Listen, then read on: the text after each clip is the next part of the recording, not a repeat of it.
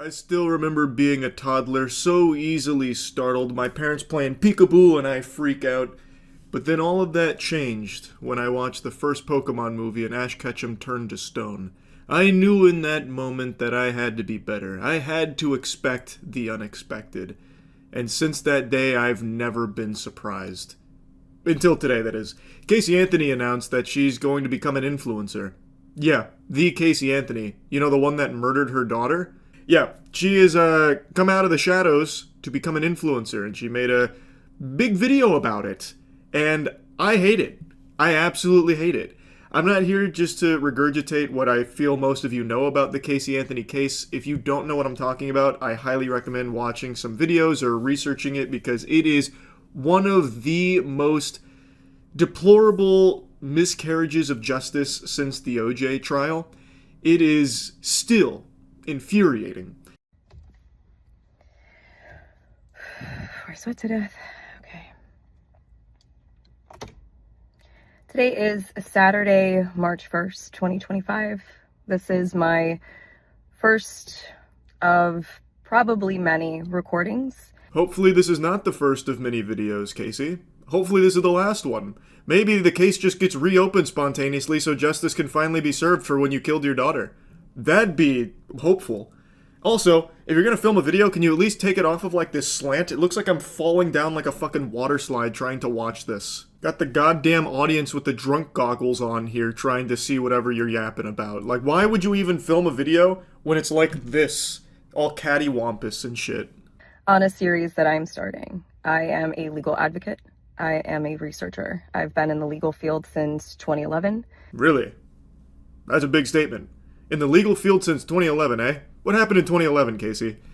Oh my god. It's just kind of sickening because she's just gloating about it. This is like a victory lap about how she got away with murder and now all of a sudden she's a crack shot legal advocate. I already said I wasn't just going to yap about her case directly, but I can't help it since she just kind of brought this up here.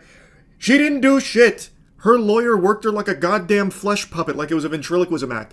Her lawyer is an evil mastermind who was able to convince a jury of lobotomites that they had been emotionally compromised by everything they had been hearing throughout the trial. Meanwhile, he was emotionally manipulating the jury to throw doubt in there so that way they would reach this impossible verdict. He pulled off the most outrageous Hail Mary. Casey didn't do shit. She also got very lucky that for some reason her searches weren't really used in court, such as things like foolproof suffocation methods. Casey Anthony is not some fucking Phoenix Wright level legal advocate. Her lawyer is the one that made the deal with the devil to get her acquitted on this. And in this capacity, I feel that it's necessary if I'm going to continue to operate appropriately as a legal advocate that I start to advocate for myself. Boo! Boo! Boo! And also advocate for my daughter. For those of you who don't know, my name is Casey Anthony. My daughter is Kaylee Anthony. My parents are George and Cindy Anthony. This is not about them. This is not in response to anything that they have said or done. That's not to say that I'm not going to respond at some point to some of the things that they have said and done. The whole point of this is for me to begin to reintroduce myself. Like introducing poop to a toilet. This is not the first time she's tried to reintroduce herself. She should be reintroducing herself to a prison cell for murdering her daughter. She did try and get her name back out there a few years ago with a Peacock docuseries called Casey Anthony Where the Truth Lies, I think is what it was. And it was her telling her side of things. And to me, it feels like she uses her name and infamy as a money-making tool. So now she's once again using her name and infamy as a means of having a platform online to become an influencer to make money off of her name and infamy. And what's sad, it's working and will continue to work. She has a ton of people who unironically support her, even knowing she murdered her daughter and got away with it. They don't care. That's the current climate of things. It's become very clear that no matter who it is or what they've done, as long as their name made it to a news headline or got spread around in some way, shape, or form, that person will have supporters. Fucking O.J. Simpson, before he kicked the bucket, before he met his maker, had a brief bout as an influencer. Like, it doesn't matter that she killed her daughter in the eyes of these absolute fucking troglodytes that just for some reason want to champion anybody at all. I'm doing this both personally for me, but in a professional capacity. Moving forward, the majority of what you will see will be me speaking in a professional capacity. My goal is to continue to help give a voice to people, to give people tools and resources that they can utilize so they actually know where they can turn to. So with that, please join me on Substack. No thanks, Casey. I think I'll pass on that. I think I'd rather join the cock and ball torture enthusiast club than listening to you pat yourself on the back about getting acquitted of murdering your daughter. If you have questions, I will set up an email address where we can correspond directly. Up until this point, that has never happened. And it's only going to be on a limited basis regarding legal issues, legal matters. Don't have any questions on legal matters, but since you're talking to us in a professional fashion, may I ask you a professional question? Where the fuck are you? What are you doing in that car right now? You can hear her turn signal is on. Or maybe she has a metronome in the car? Is she trying to hypnotize us through the video? What is that? Why is your turn signal on? Are you filming this while driving? She's doing this at a red light or something? Imagine being one of the poor souls behind her. She just sits in her car filming a fucking 5-minute video at the red light. I feel that it's important that I use this platform that was thrust upon me and now look at as a blessing as opposed to the curse that it has been since 2008. Wow. How brave. What a hero, Casey. Yeah, that platform that was thrust upon you. Time to turn it into a blessing. Right. That's very strong, very strong. I cut around some of her blabbering, but I really wanted to show you that part. She takes on this tone that she's some kind of victim, and now she's rising from the ashes like a phoenix from this circus she was put through to use her expertise as a legal advocate to give a voice to the voiceless. And now she's here to help all of us. Too fast, too furious. Casey Anthony is back. She was a victim. A curse thrust upon her, but she turned that curse to a purse where she's going to make a lot of money off being an influencer and a legal advocate for everybody's benefit. Yeah, Casey Anthony, wee. It goes on for another minute. I'm not going to bother even going through the rest of it. The turn signal stays on for the remainder of the video, or whatever the fuck that noise is. But overall, Casey Anthony rebrand is pretty successful. More successful than IHOP to IHOB back in the day. That didn't go over nearly as well as the Casey Anthony rebrand. And it's really fucking sad. That really sucks. Imagine a world where you are arguing, well, Casey Anthony said, as if it means anything, as if that has any real merit or value. Well, I was following Casey Anthony, and she gave me this unbelievably great advice. Oh, you were following Casey Anthony.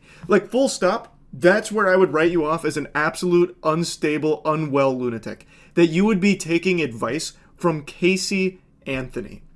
But that's the world we're in right now. There are people that are now following Casey Anthony as a champion. It's so disgusting. I just can't even picture what kind of rotten dweeb maniac would unironically turn to Casey Anthony of all people for advice on anything at all, unless it's how to get away with killing someone.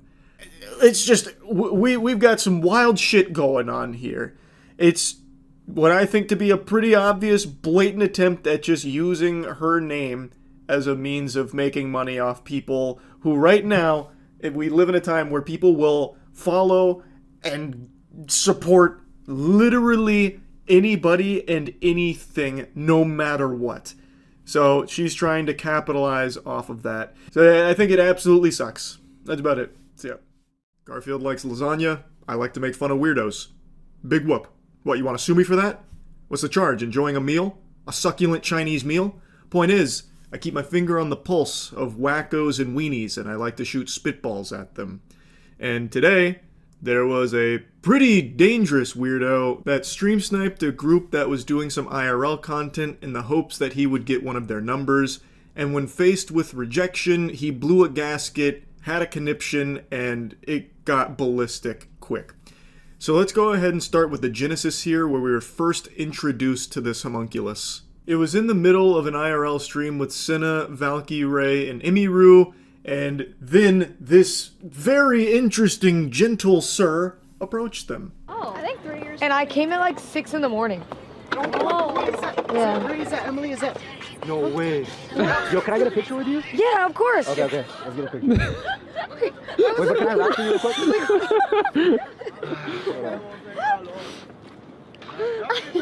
It starts innocently enough. He approaches the group as if he just wandered across them by happenstance and says, "Can I get a picture?" And he seems, well behaved. Nothing too concerning here at all. There was nothing he was doing in the beginning that was cause for alarm. But this was just the calm before the storm, the fart before the shit. This is Cinna. Hello. I was waiting for it. Nice to meet you. Hi. My name's Russell. Hi, nice to Ray. meet Nice you. to meet you. Emily, could you take Rosie. a photo? Rosie, nice to meet you. Nice to meet you. My name's Russell. Russell. She can take a pic. Oh, we can't because we have a. We actually, stuff to do. we're on a time What's limit. up? Yeah, you gotta we're do? on a time limit. There's So. no time frame. Did you want to pic? Oh, sorry. Excuse us. Sorry. Okay, so. Do you need a photo? Yeah. He shakes all of their hands, and then he just kind of posts up there. He just slabs up, standing there menacingly, doing nothing. And Rosie reminds him, like, "Hey, picture? That's the whole reason you stopped us in the first place." And he's like, "Oh, right, yeah, that's what I was doing. Picture, yeah, of course."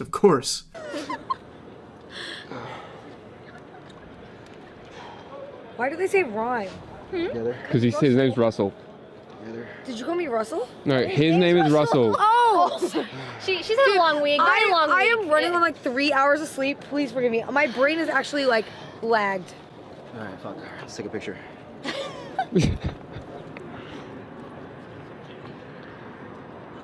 Fuck it, let's get one, Rosie. Come on. Cute. Okay. Rosie too.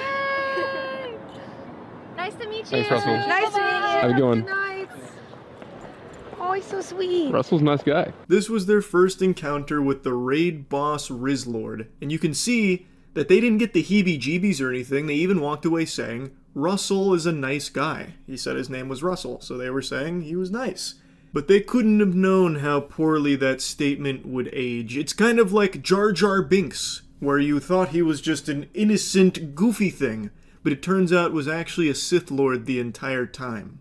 So, after they met him here, some time passes, and they eventually encounter him again, but this time, he's wearing different clothes. Yes, please. Oh God. Oh god, yes, that is. Can I sing for a change? A change for the better, as you would say? Okay. And the change would be for her number.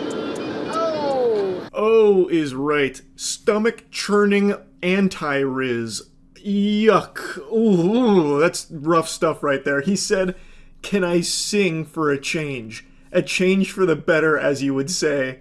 A change for her number." Shakespeare just rolled over in his grave. That is poetic. Wow. What a way with words. I don't even know how you can cook up something so foul. It's just trash.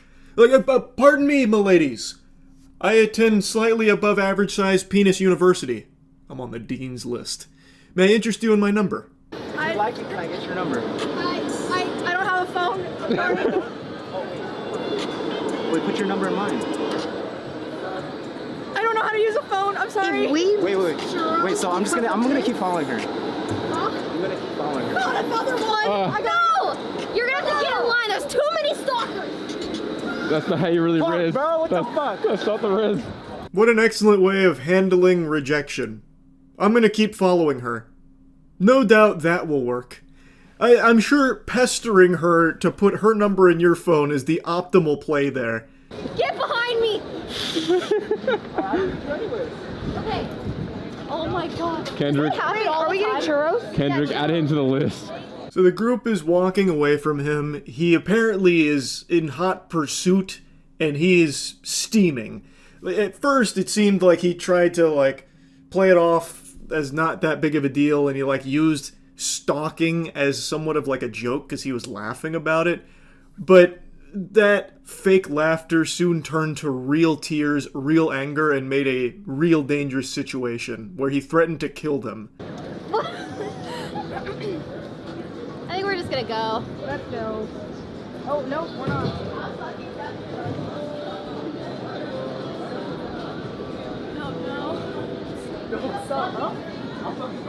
Hey, excuse me? No. Security? Emily, no. Hey, Stop. Whoa. Let's fucking fight right now. What? Right. Get away from now. Hey, what's going on? Security. He's harassing us. What's going on? What's going on, man? Right now. I'll kill you right now. Fuck off. Kill you right now.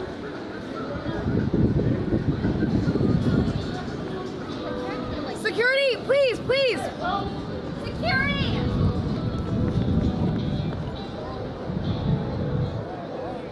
That's where the stream ended. They said that the police had arrived and everyone was all right. There's a lot to unpack there. So the guy who just got rejected, he stayed on their tail like it was a fucking Assassin's Creed escort mission. And you can hear him arguing with someone saying, "I'll fight you right now." It continues to escalate to where he starts to like run at them or maybe like lunge at them like it's a fucking Five Nights at Freddy's jump scare where he's like going after them now saying, "I'll kill you right now, I'll kill you right now." It sounds and seems like security was there stopping him from going after the group further. It's just a scary situation from top to bottom. All because Imiru didn't give this weirdo stranger her number. And he just freaked out, threatened to kill them, chased them, just deranged shit. And I've also seen, of course, I don't even know why I bothered to bring it up, but I was reading the conspiracies on this from the crowd that thinks it was all staged and fake and they're trying to find this actor's backstage page. So that's been kind of a fun little rabbit hole to dive into. As a actor, I starred in the Hunger Games. I don't like to bring it up all that much. Hunger Games Mockingjay Part 1 District 8 Hospital Helper. I can recognize acting when I see it. That dude is not acting. He needs to be institutionalized. That man is a fucking loose cannon. I've also seen some people turn this around on the streamers saying that it's their fault. They brought it upon themselves. They were asking for it by not having security guards with them, like surrounded by bodyguards. A fascinating perspective to argue that they're to blame. Like, you were out at night. It's like covering yourself in meat and diving into the ocean. You think a man's not going to attack you if you're not surrounded by bodyguards? Are you out of your mind? Obviously this is going to happen. And it's like, well, it shouldn't. That doesn't excuse it. Like, it's not something that should be considered normal, that a dude's just gonna fucking threaten to kill them and like chase them around threatening to kill them if you don't give him your number. That's not something we should just be expecting and think is normal. Like, I understand in the streaming space, there's a lot of like huge streamers that when they do IRL content do travel with security. But it's not every IRL streamer that does, because when you're doing content like this, typically you're thinking about the content or like what you're gonna do. You're just having fun with friends. You're not exactly thinking about like the potential maniac on the loose that's going to just fucking come out of nowhere and go hog wild if you don't give him your number. So, like, yes, I understand security has become much more normal for streamers when they're out in public, but it's not every streamer that has it, and I don't think by not having it, you should be blamed if something happens. Like, I think that is a crazy perspective to have, that it's their fault because they didn't have security. I don't agree with that take at all. Yeah, security obviously would have helped, and I imagine going forward, they probably won't go outside again on stream without, like, a whole fucking security unit like the Justice League defending them or something, because this was, I imagine, a very stressful and scary situation to be in, because that guy could have had a weapon or something, right? But it's really ridiculous to blame them for this by not having a security team. I think that shit is so ass backwards. Anyway, though, no telling what happened after the stream went out. All we know is the police did arrive and everyone was safe. Don't know if they brought the dude in or what, but they said they were going to go live here today to kind of talk about what happened and all of that. So I guess we'll get more information then, but luckily everyone is safe, and yeah, this guy is a fucking dangerous weirdo loser. That's about it. So yeah. They've already tried to spike and a Alright. You're sure it's this one? I don't want to go on a stinker chase here. And I'm gonna be honest, our protagonist, not in the optimal whip for a chase. That is not built for high speed. That's built for comfort? I don't know. Efficiency? happened in Winnetka. Oh, there you go, Des. We got you now. Assault with a deadly weapon. That's pretty serious. And then he hopped in the goddamn shoebox. He said, I gotta make a getaway, but I want to look like a clown doing it. Come to a stop. At one point, the suspect was on the sidewalk. Obeying all road rules. That's definitely pretty nerve-wracking. And, you know, Very polite. Time of the afternoon, as I believe we're right next to You saw that LAPD helicopter right It's on top built of it. for groceries. I was saying earlier that it was kind of surprising how empty the roads Yeah, were it's at probably this really good at time groceries, of I guess. afternoon, It's got a lot of 3 space. o'clock. When overhead is that it hasn't reached really high rates of speed, but still Not very yet. Wait till he dangerous. fucking throws in the And NOS especially because afterburners of, on it. What this person is wanted for, Mike. Yeah, and you see this unit, this Topanga unit. Oh no, don't pit maneuver him! Yeah, so Good close. dodge. Not a Good great spot work. right there because you had a ton of traffic, but they've been authorized. He knows. They've been trying to do spikes. This person had been seeing. This is probably the fastest that car has ever They gone. were really, really slow, like in the neighborhood of like less than 5 miles an hour. So certainly a lot faster. Now here comes this unit again. Amy. Nice legacy. Let's see, Des. Don't pit him! Oh god! Close. Oh, He's been able to turn away you there. thought.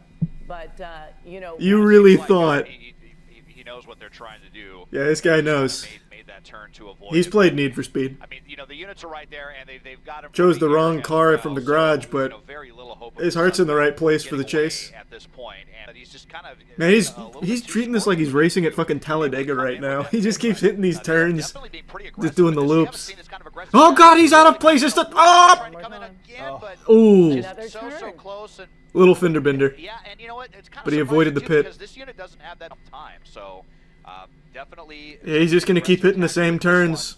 And we'll see if that continues to be the Nothing but case. right-hand You know, turns. close to rush hour, and again, schools letting out, Man's the so opposite of they Derek obviously want to Zoolander. get this one Or to nope, he is literally Derek Zoolander behind the wheel. Another turn. Another dodge. And you know, Amy and Des, the good part is right now, definitely too fast for a pit maneuver. Remember, police A left turn! like to do pit maneuvers under 30 miles Is an that hour. allowed? You do it much faster than that, you risk the suspect vehicle flipping or, you know, causing some Man more just hit him with the blue serious steel. damage. They don't want to do that. This guy, obviously, though, Amy, He's is what gone we're now. talking about, very keen to the fact that that's what LAPD wants to do. God damn it, not the blue As soon as steel, they that's get right Magnum. up there, What is he wrong with speeds my up or he Zoolander makes a knowledge? really quick last-minute turn.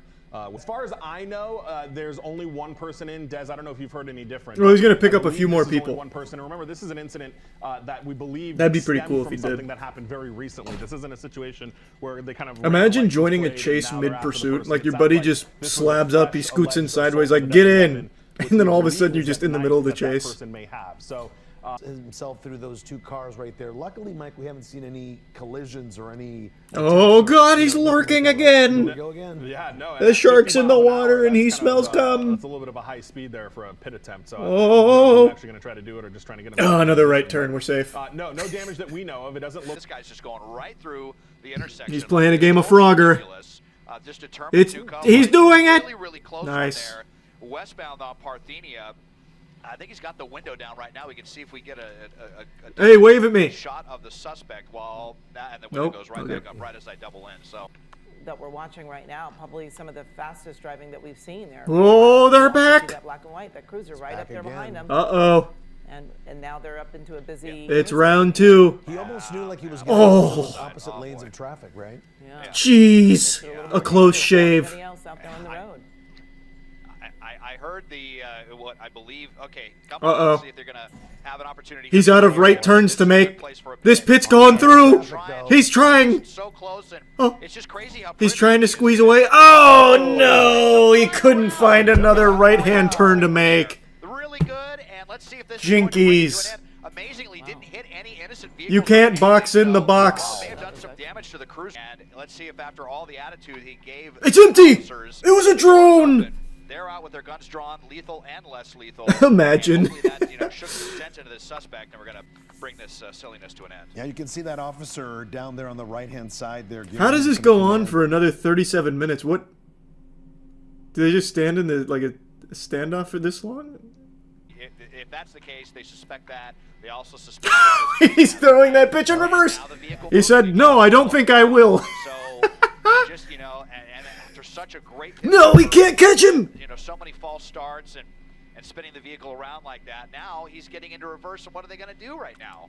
So What are they? we They're thought powerless. It was going to be over. That was the It one is move they definitely didn't not expect. over. And He said, "I reject the idea of being busted." And yeah, I am the one who You're gonna want busts. to do a pit in a small residential area here, but on So Superior why, Street- if I may, I'm not the police chief.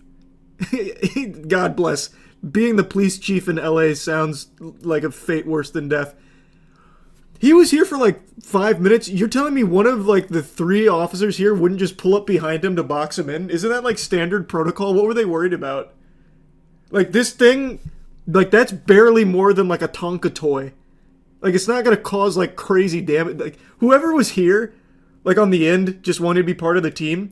He must really love his car or something. Like he has some kind of emotional connection to it because he did not want that bitch scratched. He easily could have just boxed him in.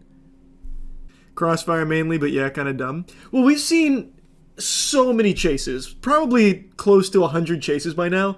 Every time a pit maneuver occurs, usually the follow-up is like a fucking football team trying to jump on a fumble. They have like 8 cars box them in. And that's in like assault armed robbery cases. Like we've seen that. Why was this one? Were they really afraid of this vehicle? Like what do they think this was? The fucking Batmobile or something? Like I don't understand. There must be something I'm missing, because we've seen armed robbery suspects get boxed in. Now, this guy is also an armed robbery suspect. He apparently had a knife. But I feel like the knife isn't gonna jeopardize the police vehicle in the event that he, like, charges at them when he's surrounded by 9 dudes, you know what I mean? I don't know. Maybe there's more to the code book I don't know. He could probably throw it. Like, he could be really skilled with the blade. Like, he could be doing throwing knife like he's going for kill cam in Black Ops. Like, yeah, it's possible, but probably unlikely. You know what I mean? Oh, he found the key. Drive really slow in residential areas. Yeah, I thought that there were officers on the other side. I like trying that. to A shocking turn of block events. but maybe were down He a went block down slowly in fast reverse that, and they then couldn't stop him from just going down left. this street. Yeah, that coordination was coming here or not. It's hard to tell. I wonder what the because plan this is. Yeah, how maybe he's this trying to pursuit started. de-aggro by being like really Sounds like normal 2 flat driving. tires, I think I just heard. So maybe on the passenger side. Looks I like, heard that as well. What was was he that? just on the phone there too, Des? He looks like No, it looks like he's looking at Instagram reels. What was that? Man brought up his phone to bring up a picture of his wife, like a World War II pilot who looks at his family before doing a crazy maneuver. What's he cooking? No, on his phone, man. Obviously, it's a dude driving it. I'm talking about on his phone. This was one of the weird twists. He's holding an actual photo of somebody for some reason. Oh! Analog. And start pleading their case, saying they're innocent or whatever. Wait, I think you're... Yeah, wait, you're right. That is just a photograph.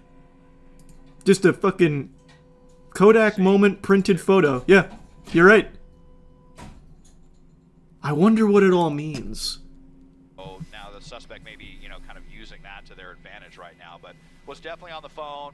And it looked like I could see someone on the screen, maybe like. See, it was either the announcer, or live streaming. the sports broadcaster had the same thought I did, that it was someone on a phone screen. Another view at that right But it now. is just a photo. But does this?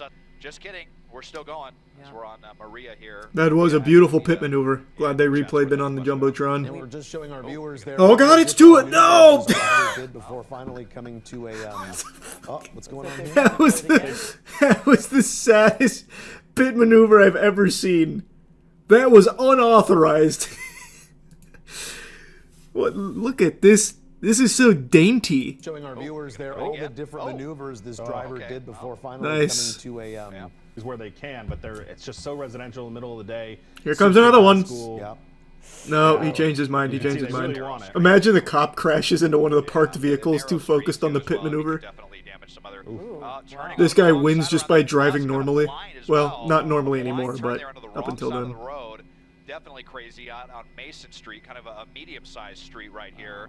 And let's see him come in Here we go again. See if they again. can pin him again. Oh! Contact, couldn't quite see It's him too around, strong! at that point, but boy, I mean, My God! it's crazy here. We haven't seen this kind of aggression with LAPD. It's made of vibranium. You stand no chance. And on surface. So they definitely. Another one's on the way. Inbound. What? Can you wait until we're out of the trees? It's blocking the view. Can you pit maneuver him in?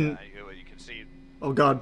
maybe. Yeah, He's running out of steam. So we'll see if we can see those. Is the tires. tank empty? Yeah, I can see the rear passenger side is definitely flat. Oh boy! No! Front tree. Well, Damn you! get us around. You can see the side skirt was Scripted. damaged there as well. Another car, so Yeah, I mean, he's out of room. He's got no more real estate to maneuver. No, it can't. Him too, or if they said that he did. We'll see here as the suspect kind of shaking their head. That vehicle looked like they were already Should have taken a better car. you can see the damage to this vehicle. He's just really regretting the choice. Passenger side is Between him and the officers, right? Last time they pitted him and he stopped. Doors open. That's where she ends. all right. He said enough is enough. I've had my fun. kind of like a deja. He couldn't operate it quite like he was before with those. He looks just so disappointed. He doesn't even look mad or scared. He just looks really disappointed. Or maybe he's closer to home. Yeah, true. The car may not have had any more gas in the tank, Yeah, but we're he all did. still in the same area. I mean, he has not ventured geographic and have not made any kind of large geographical distance. Never had any interest in getting on a freeway. Wait a second. I think I just saw him granny shift. Surface streets up and down. Oh, Again, no, never mind. all kind of in the same Never area mind. as I thought he was about to do some kind of crazy maneuver. He's got a note or a picture in his hand. Papers. I'm sure, you know. Yeah, it looks like that's definitely where it He's ends. probably telling those people just to stay Looks where like he they're at, started don't crying. come out onto Yeah, and Cozy then he Cross. called it. He So called it a that's day. Weirdo. Gotta love that street name there. He said we all had fun today, As we but that's double where it back in. ends. Yeah, just kind of despite. This whole time, you really thought carrots were food? Wow. I'm almost envious of your ignorance. What's next? Thinking the Earth is a globe? I don't mean to be rude. I'm not trying to giggle at your naivete, but come on. Carrots? Food? Imagine. What is this, the Magic Treehouse or something? It's ridiculous. Yeah, you know that thing Bugs Bunny's eaten in the cartoons for like 100 years? The beloved orange carrot, as it's so called? Not real. Make-believe. Fake. What it actually is birth control. And luckily, we have a highly intellectual mind that's bringing us back to common sense when it comes to this poisonous menace. Carrots. A lot of these plants we eat, like carrot, people think are food. They're not food. The orange carrot was created at the turn of the 18th century, and we act like they've been around since the turn of time. So this lady who looks like a Viking that was ordered from Temu after she slaughtered 15 squirrels and stitched their pelts together to make this jacket is educating us all on the history of carrots and trying to open our third eye to the fact that carrots are not food. This is a wild carrot, also known as Queen Anne's lace. They're far from the sweet and tender carrots we're used to. Through selective breeding practices that began in the 18th century, agronomists transformed these wild roots into the big orange carrots we see today. Carrots lore so deep it's got League of Legends writers sweating. I appreciate the historical breakdown on the genesis of carrots. And now let's see where she goes with this. Now we know where they came from. Well, what's the point she's making? What most people don't know is that Queen Anne's lace, the root itself, was used as the morning after pill. It is so toxic, it will abort a fetus. And yes, it's not as toxic now that we've bred the poison out of them, but this is the root, and we're feeding them to our fucking kids. And Oh, zoinks. Gotta be honest with you, crazy lady. I think you've been boofing a little too much Queen Anne's lace. As you just said, through many years of breeding, they got the poison out. So now, the modern carrot is not the same thing as Queen Anne's lace. They're very different. You can't bite down on a carrot and expect it to abort a fetus. Also, from what I read, Queen Anne's lace can't do that either. It was used as a contraceptive. From everything I've read, it couldn't do a fucking abortion. But maybe if you, mega dosed it, like if you set that Wumbo serving size up, maybe it could then. I don't really know. But what is 100% irrefutable, as she even admits, modern carrots don't have that poison. So what are you mad about? What is the argument you're making? it's gotta stop. I don't want to see babies eating herbs that are able to abort a fetus. That is what Queen Anne's lace looks like. And this is what we've created today. This is the clown food. Do you guys see it? You see how it looks like it should be in a circus? Goofball, you need to be in a circus. What? This isn't even a good point you're making. You already admitted that it is not poisonous anymore. So it was derived from something that was used as a contraceptive, but it isn't that anymore. You're not feeding babies a contraceptive. You've already established that that's not the case. It's like getting mad at toilet paper because it came from trees at one point. It's separate things now. The modern carrot is not the same thing as Queen Anne's lace. You know that. You've already said as much, and yet you're still getting mad at like this imaginary villain you're creating about carrots. What the fuck is happening here? And once you know this, you can't unknow it. You challenging me with that? I'll unknow it right now. I'll erase it from my memories databanks. I've now entirely forgotten it. Checkmate. Fucking idiot. Plants were always toxic to us. Meat never was. This is a list of meat that is deadly toxic to humans. Polar bear liver, because it's high in vitamin A. Her whole personality is meat, meat, meat, meat. She's like a real-life Luffy, but not cool at all. So she's waging war on plants. Plants have always been mean. They've been real jerks to us. There's poisonous plants out there. Can you believe it? No shit! Like, what the fuck? Obviously, there's going to be plants out there that are poisonous. You don't eat them. And she's making this huge hoopla about nothing. It'd be like getting mad at meat because it can get stuck in someone's throat. Like, you're just fighting against something that is completely nonsensical. Now, I've only taken a brief perusal through her shorts, but her whole shtick seems to be carnivore diet is the optimal way of living. She used her son as like a punching bag for a little bit. Like, here's my son before he switched to a carnivore diet. Man, not good. Protein deficient, flat chested, horrible, horrible. Now look at him. Now that he eats nothing but meat and he's jacked. And then she's like, look at me when I was eating more than just meat. And now look at me and I'm in better shape.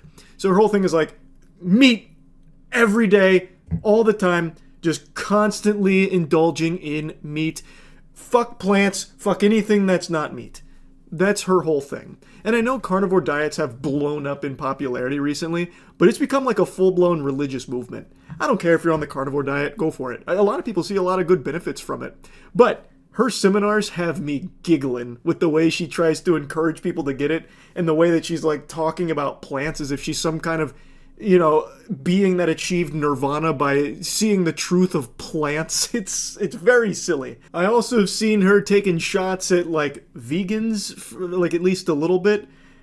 And she kind of just does the same thing but for meat. Like, it's her whole personality. It's all she talks about is being a carnivore, the primal body. So like, it's pretty silly when she's like, oh, those fucking vegans and fruitarians. Meanwhile, she is just that same archetype, but for the carnivore diet.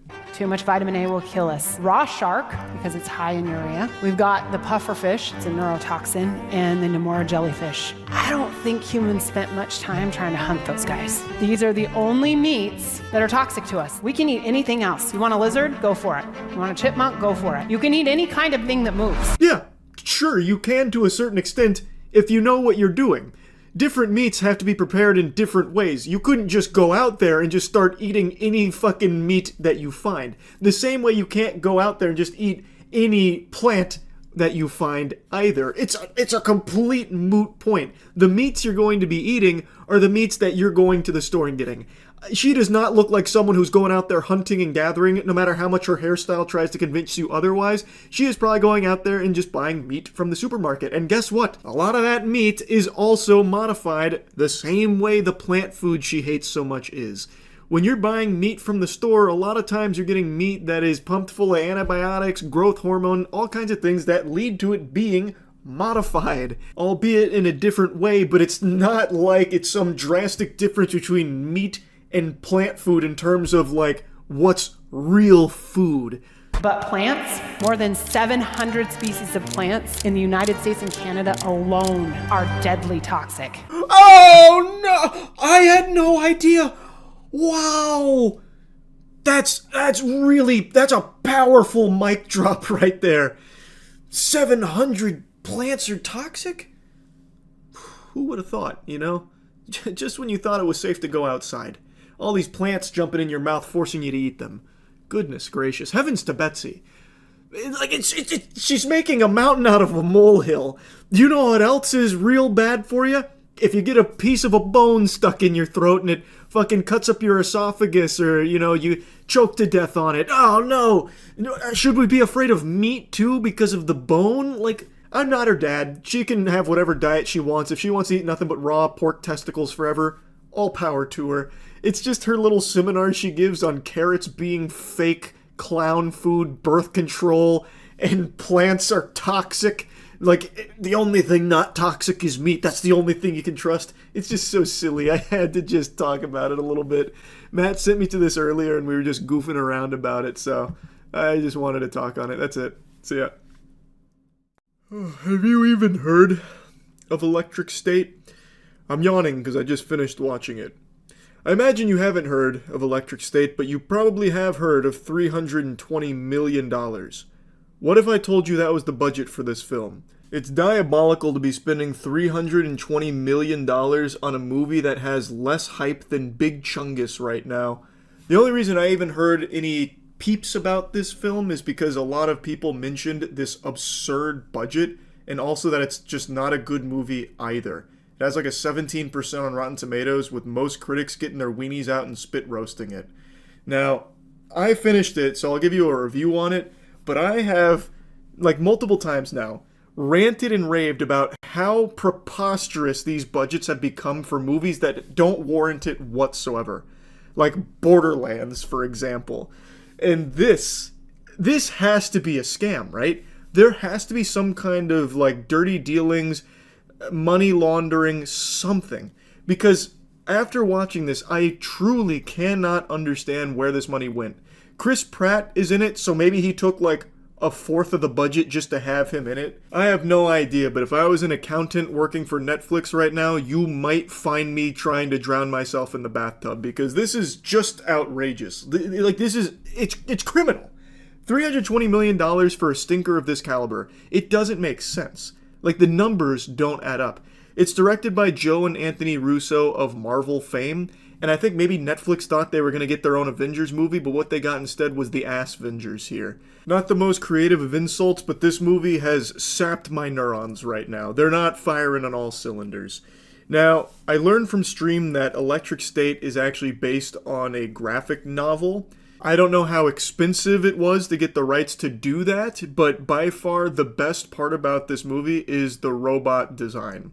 The robots look amazing. I'm actually a huge fan of the way the robots look, and really the whole world that's here is a really interesting one.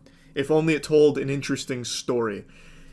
Maybe it cost $150 million to get the rights to adapt this graphic novel, and they had no budget left for writers, but it is inexcusable. Why would you have this much of a budget and allocate none of it to the most important part of a movie, the story?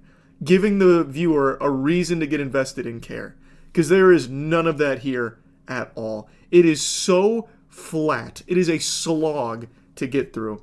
It tells the most generic story we have seen no less than 100 times before. No deviations from the formula whatsoever. Within the first 15 minutes, you know how the whole movie is going to play out and exactly how it's going to end. And it doesn't care. It's unapologetic about that. Which I could almost excuse if the journey there was enjoyable, but it's not. Is it a 17% on Rotten Tomatoes bad? No, not quite. I'd probably put it around like the 30% ballpark-ish, and that's mainly just because it is really carried by the robots. I just think they're very cool. But they don't get utilized at all.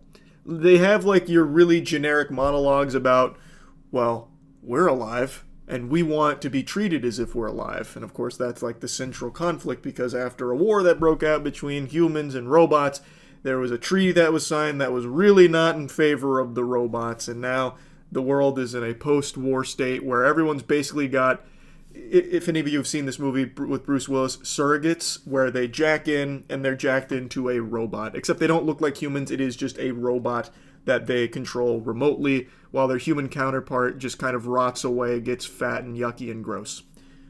And that's become like a mainstay of civilization post-war. And we follow Millie Bobby Brown's character, who was in a car accident where she lost her whole family, but they don't give a fuck about the parents. Instead, it's all about the brother that she lost in the car accident, because he was a super genius, turbo Einstein brainiac. And now, does anyone give a fuck about spoilers? I was going to avoid spoilers, but anyone care? Anybody? I'm hearing crickets. I'm going to guess not. She finds out her brother didn't actually die in that car crash. The creators of that technology with the Neurocaster, where they're jacking into the robots, and it's how they were able to beat the robots in the war. Well, the whole reason they were able to do that is because after that car accident, they kidnapped her brother because they noticed he was really smart. So now he powers the entire company. Everything, like the entire company infrastructure, runs through his brain while they keep him comatose in like a vegetative state. However, there was a little open door in the mainframe that allowed him to, like, I don't know, shoot his consciousness into a nearby robot, which is based on his favorite cartoon. And once he takes control of that robot, he escapes, finds his sister, and the two of them work together to try and get back to his body and save him. And they meet Chris Pratt and his little robot friend along the way. And they're hunted by Giancarlo Esposito, who's the Butcher. He kills robots. The plot goes almost exactly how you expect. They end up at the surviving robots zone, and they learn these robots are kind of good guys. So they team up to try and take down the bad guys. It's not good. What's really interesting, though, is how there's pretty much no comedy at all in the movie. Like, there's some jokes here and there, but they suck. I thought going into it, it was going to try and be more humorous, especially given, like, the silly concept, because all the robots are basically fucking mascots. Like, the leader of the robots is Mr. Peanut. So I thought it was going to, like, not take itself super seriously, but it really does. Pretty surprising given the Russos' history with their usage of comedy. I guess they really wanted to try and turn a new leaf, and this was definitely not the right movie to attempt that in. Tell you that much, that's for damn sure. Would the movie have been saved by some zingers flying here and there with gut-busting laughs? Probably not. Still would have been an extremely boring movie that had nothing to offer beyond just a really cool, underutilized world. So it wouldn't have really changed too much, but at least it would have spruced it up a bit to the point where it wasn't so mind-numbing. There's really not a whole lot of reason to even dive into a thorough review here. It is the most by-the-numbers shit imaginable, which is even more head-scratching given the budget. Why spend $320 million to make the same movie that gets made for $60 million every other week? What do you gain? You only stand to lose a ton of money. That's just a bad investment. It literally does the same shit that tons of other movies do for a fraction of the cost. I don't understand what Netflix is really aiming for here. They're also not really advertising it. I hadn't heard anything about it other than people dunking on it for being bad and extremely expensive. Like, who is in charge of their finance department there? I really do not get it. I also just really don't know who the target audience is for this movie in the first place, because it's a movie that's clearly aimed for all ages, because it's not, you know, like, the action doesn't have people getting their fucking skull ripped off or anything. There's no foul language, no bad words. Like, I think there's, like, hell said once, and I think they said shit once that I remember. So, like, it's a movie that's clearly for all ages, but I don't think kids would really care to watch it because, A, all of, like, the recognizable brands here are ones that I don't think kids will ever recognize. Like, there's no Fortnite representation or anything. There's no fucking Minecraft Steve bot. Like, I don't think kids are going to be going crazy like, Mom, look, it's the Planters Peanut! Like, I don't see that happening. It also, like, relies heavily on, like, the early 90s aesthetic, which, again, kids weren't alive for. Like, I don't think they're gonna care. And also, like, when there is action or anything at all happening, it's really lame. So, like, one of the robots uses a slingshot to shoot gumballs, or at least what I think is gumballs, at the bad guys that come in with their robot suits and their guns. And their guns are basically, they just shoot, like, a couple beams of electricity. But, like, he shoots gumballs at him, and then the guys with the robots are like, oh! Which is super weird. Like, clearly that's aimed at, like, a kid, you know, like, slipping on a banana peel type shit. Millie Bobby Brown's weapon is a paintball gun. Which, how the fuck would that ever defeat these robots? She's shooting them with a paintball gun, and they're going, oh! And then they'll die, because they freak out and like end up killing themselves. Like, it's clearly aimed at a younger audience, but I don't see why a younger audience would like this movie or choose to watch it. Anyway, though, just another huge waste of money. Definitely don't think it was worth $320 million to pump into this. That's really about it. So yeah, a 5-year sentence is a joke. I mean, 5 years is no joke, but he's also not done getting all of his charges. So 5 years is the appetizer. I see you've looked at a little bit on the case, but not enough. Okay, Johnny Somali, he's that nuisance streamer that I've covered for quite a while. He's the guy that does like the world tour of getting his ass beaten. So he goes to a different place pretty frequently, and when he's there, he does his absolute best to harass people, break laws, and just be like the most insufferable piece of shit imaginable. And it usually ends with his face on the floor or his face in somebody's asshole. And he's been doing this for a while. He got arrested in Japan, but they gave him a slap on the wrist. He lied to them, left the country, started shit-talking them.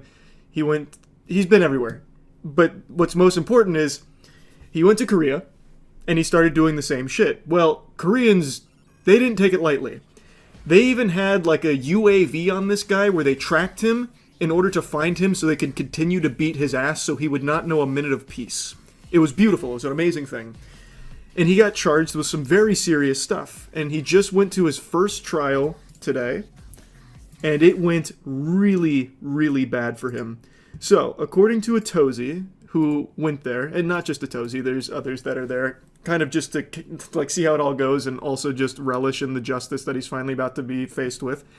According to Atozi, he showed up dreadfully hungover because I guess last night he went live doing shots for donations, and he got super fucking plastered and, like, I don't know, puking his brains out or something.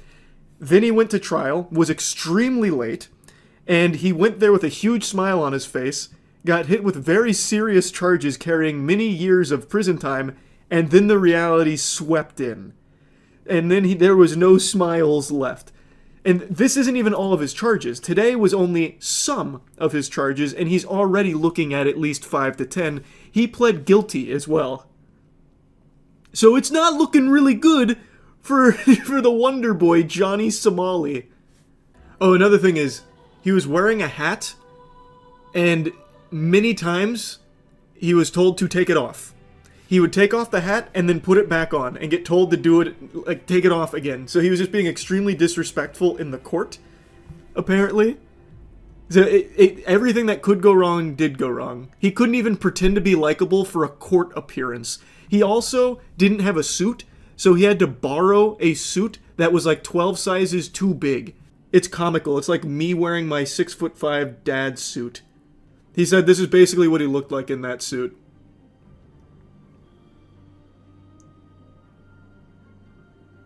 Has he come to America? No, he's still in Korea facing trial for all of his crimes. It's going to be many years before he comes back to America, it's looking like, thank God. He's most likely going to end up locked away in a foreign prison with an entire country that hates him. If he thought the ass-beating global tour was bad before, wait until he gets it in a slammer. Holy. Everyone in Korea hates him. And yeah, here's Legal Mindset where he was giving his perspective on it. He was also in the Atozi stream as well. He pled guilty to obstruction of business and 2 counts of violating the Minor Crimes Act, which, according to Legal Mindset, is basically like the equivalent of misdemeanors over there. But they take it very seriously, so even with just these, which seem like, not like, they don't seem like crazy charges that someone would be, you know, fucking thrown into the gulag for, but he's still facing 5 to 10 years for it. For just these that he pled guilty to. And he still has more on the way. Oh yeah, he had no idea about the additional obstruction of business charge which was filed against him. That's the one he's going back for in April. His lawyer also didn't know. Oh, and here we go. Looks like they have the footage of when he was streaming hours before being supposed to show up to court and then being really Johnny late. Somali live on Party. Yo, there we go. Look at how happy he is just moments before faced with many years in jail. Oh my God. Johnny, hey Johnny! Live on Party. Locking in with party.com. We got the deal in the works. Man, shout out the creator. Shout out B. Hey, shout out. That deal is going to go through, no doubt, Johnny. Those party streams in prison with making Pruno in the toilets is going to be ballistic, no doubt, brother. You will never see him without a black eye. He's going to be constantly just bruised and bloody, like, hey, back on party. Really enjoying myself. Be a better me. Mm-hmm. And we're going to make sure that we can make some fire-ass content here while I'm still in Korea. Hey, why are you still in Korea, Johnny? What's going on? I thought you were leaving a while ago. What are you still there for? What's going on, man? Why can't you leave? Is live tomorrow, and I will be live streaming the trial. I will be live streaming before, during, and after, exclusively here on Party. Hey, how'd that go, Johnny? How'd that stream go? I bet it was fucking amazing, huh? Me, a bunch of motherfuckers that without me, I'm gonna be fully suited and booted out with a MAGA hat. I'm gonna have the full suit on. The suit that he borrowed from, like, the nearest clown store. It was way too big. I don't remember how tall he is. I think he's actually shorter than me. So that shit he must have borrowed from, like, anywhere else that's not fit for, like, toddler clothing. He looked like an absolute fool. And I'm gonna continue to go live here. Oh, they didn't even get the part where he started throwing up and puking and getting super hungover before going to trial really late. Oh, here we go. I'm giving y'all the first viral moment tonight.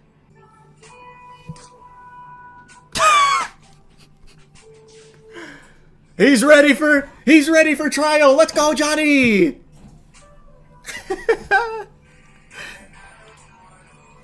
So cool. What a guy.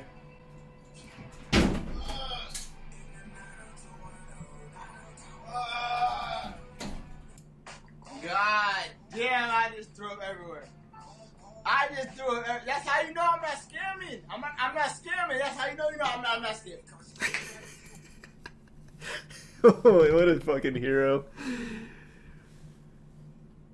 I can't believe his first day in court didn't go well. It's so weird. He was prepped perfectly. Yeah, here it is.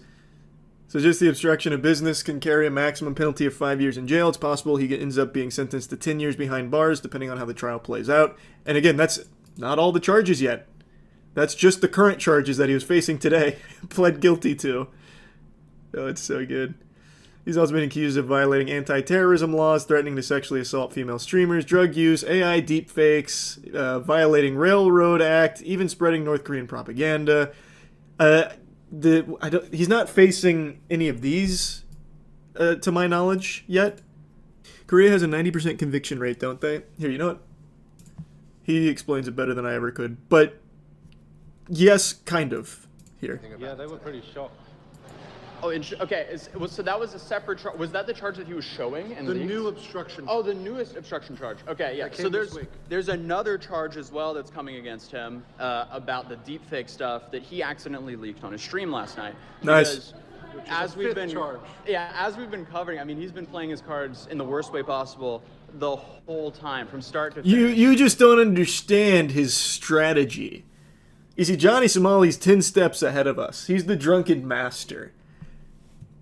And last night, I guess he decided to get drunk at 3 in the morning, go live, and show up extremely late to court because of that. And on his live stream, he was doing, like, I guess, getting paid to do shots, and he ended up showing a new charge that hadn't been leaked to the public yet. So that charge was actually it's the police case that the police have given over to the prosecutor. So it means that they're going to prosecute it. It's going to trial. Yeah. In the Korean system, once the police decide to actually formally charge you and they send it to the prosecutors, that's pretty much it. That's where you get the 90+% conviction rate. You're pretty much done. If they've decided to go that far, that means they have the evidence to prove the crime. And that's exactly what Johnny Somali wants them to think. He's got them eating out of the palm of his hands. He just needs to go get his ass beat a couple more times. It's going to reset his noodle, and he's going to once again, it's going to be like taking the Limitless pill. Johnny Somali unlocks 100% of his brain when he's suffering from CTE from all the people in the world that continuously use him as a punching bag. So you just wait for him, sober up, he'll go outside, annoy somebody, they'll beat his ass per usual, and then we're going to see him at maximum capability. My God, he's going to be the smartest man on the planet. It can't just be for clout and money, right? Like, it has to be a mental illness or a humiliation kink. Humiliation kink only goes so far. Usually, if humiliation kink doesn't result with you doing things that'll send you to jail for fucking 10 years, that's not a humiliation kink. And it's not even masochism either, because he gets really mad when he gets hurt. He starts crying, like actually crying. So I don't know what it is. I think it's just actual delusion. I mean, it definitely is a mental illness. 100% is a mental illness. I just don't exactly know what kind. It's like terminal clout obsession. I couldn't tell you. It's fascinating, though. It is so interesting. He doesn't even get much attention on his streams, though. That's the thing. He doesn't... The interesting thing about Johnny Somali is he is such, like, a fringe case of, like, what I usually talk about, where no matter who you are, you'll have supporters. Johnny Somali doesn't even have that. He has people that love to watch him get his ass beat. He has, like, he doesn't have anyone that actually likes him. He has people that watch him just waiting for him to get hurt. And they entice him and they, like, push him towards it. Like, donating for shots before trial. They just enable him to be a fucking disaster until he eventually ends up dead. And it's not even, like, hate watchers, because it's, like, really fun for them to watch him destroy his life. It's a crazy... I can't even call it a community, because he doesn't have a community. He just has people that sit around and they'll, like, shoot spitballs at him, but with a dollar bill attached. It's so fascinating. He's just a lol cow. Yeah, but it goes above a lol cow. Like, he's like... I don't even know what you'd call it. It's like he's like a visual novel lol cow where you get to choose the outcome. Because most of the shit he does, it's the chat, like, enticing him to do it, convincing him it's a good idea. So they are, like, actively guiding him down the path of being the ultimate fucking destructive loser that's going to get thrown in jail or dead. So, like, they get to guide him. Like, they're taking him down the Telltale game, you know, tree for the bad ending. Kind of like a choose-your-own-adventure. Yeah, it's kind of like a choose-your-own-adventure. Never heard of this guy? I have no doubt you don't know Johnny Somali's name, but you know his work.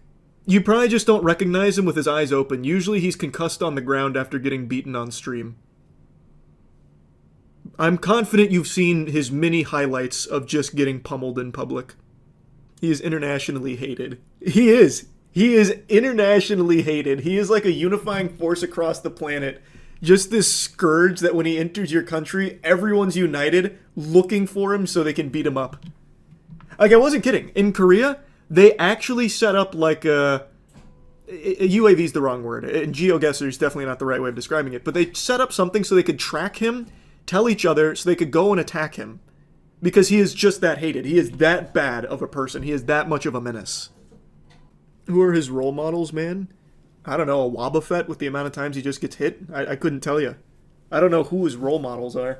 I don't even know if he knows who his role models are. All he does is just look for ways of getting himself hurt. Wouldn't you feel like a failure if you were a parent who spawned this? I've said this before and I still maintain it. I think there's only so much parenting can do. Sometimes, like in Johnny Somali's case, I'm sure maybe his parents weren't great. I have no idea. Maybe they were amazing. But there are only some things that you can control. You can't control your son getting hard addicted to clout online to the point where he's willing to throw his whole life away for a couple of donations, right? Like, you can't... What are you as a parent going to do about that? Like, he's a grown-ass man. They can't just, like, walk into his room and unplug the Ethernet cable, right? Like, there are just some things that you as a parent don't have control over. I don't know his parents. I have to imagine they are probably fucking livid. They probably are so sad about this. Because it's gotta suck, man. You raise a human being for 18 years, ends up like Johnny Somali. Fucking rough. Oh, another thing worth mentioning. He is always the one to instigate it. He's usually the ones to make the threats. And then he starts actually crying when they beat his ass for it. There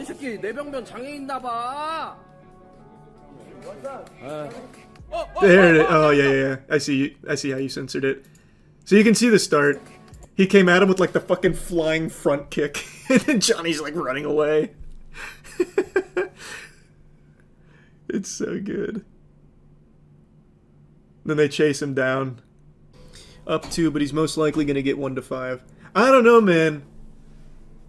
maybe I'm a little too optimistic, but I really think there's a chance Korea just does not play games with this. The charges are bad already, but even aside from that, he is just so openly disrespectful, not only to the public, but to the court system as well. He showed up over an hour late, hungover.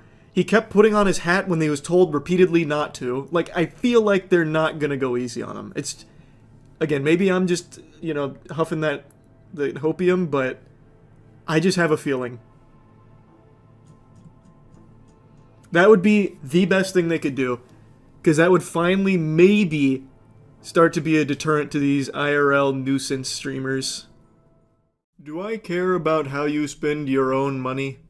Yes. Do I have the right to care about how you spend your personal hard-earned clams? Yes. I'm not your accountant. I'm not your boss. I'm not your Fortnite duos partner.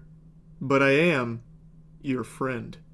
Your best friend, even. Nay, I think we're closer than that. I'm your family.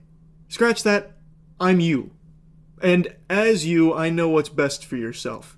And it's not spending $12,500 being the personal assistant to Gene fucking Simmons. I have made fun of him before because he is one of the most famous douchebags around. He looks like if Billy Mitchell found Fent, and now he's offering this once-in-a-lifetime opportunity to pay him $12,500 to be his personal assistant and roadie for a day.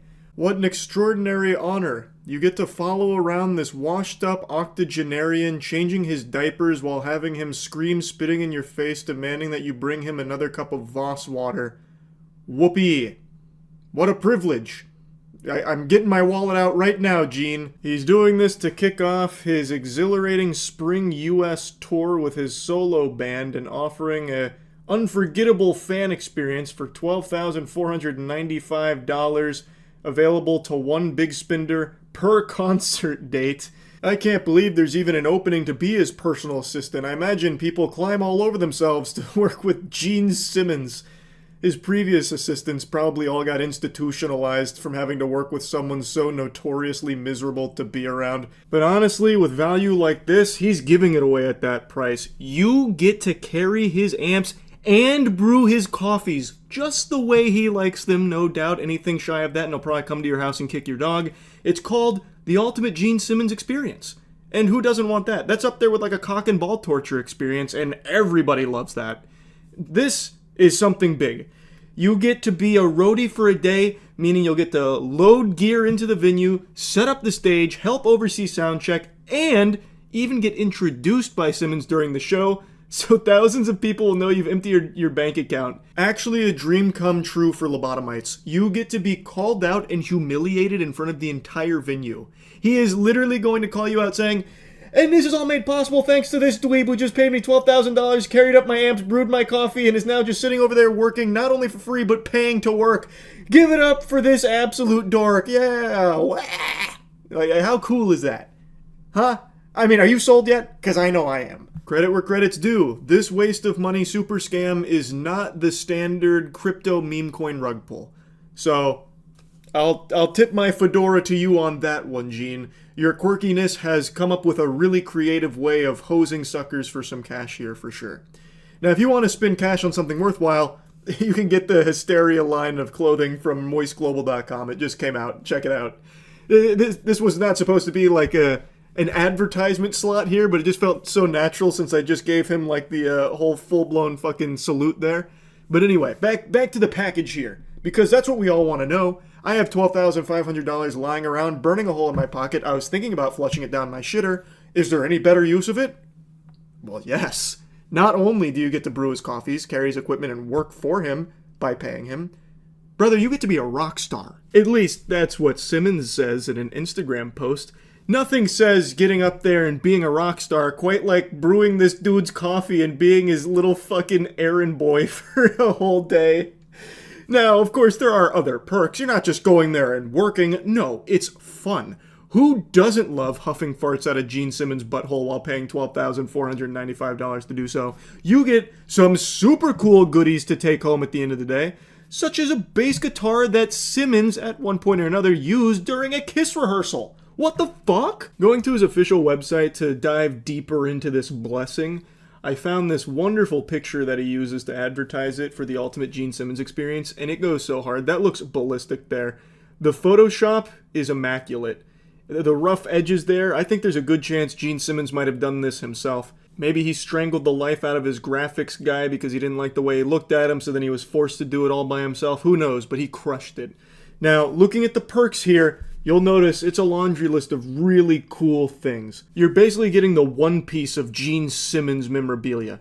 So you're going to meet up with the man, the myth, the legend himself, as well as members of the band. You're going to go over the show schedule for the day, the whole itinerary. Then you get to be part of the team for the whole day. You get a crew member shirt and hat. You get a crew member VIP laminate. You get to have a meal with Gene Simmons. Do you recognize how big that is? You remember that old hypothetical that used to float around? Would you rather have 500K or a dinner with Jay-Z? And you'd have the most insufferable cucks of all time saying that they'd rather have the dinner with Jay-Z because they'd learn more from him from that dinner than what they'd gain from taking 500K. Like, they thought they'd be millionaires because they'd have dinner with Jay-Z. Like, somehow he'd give them like a TED Talk and a tutorial on how to make all this money.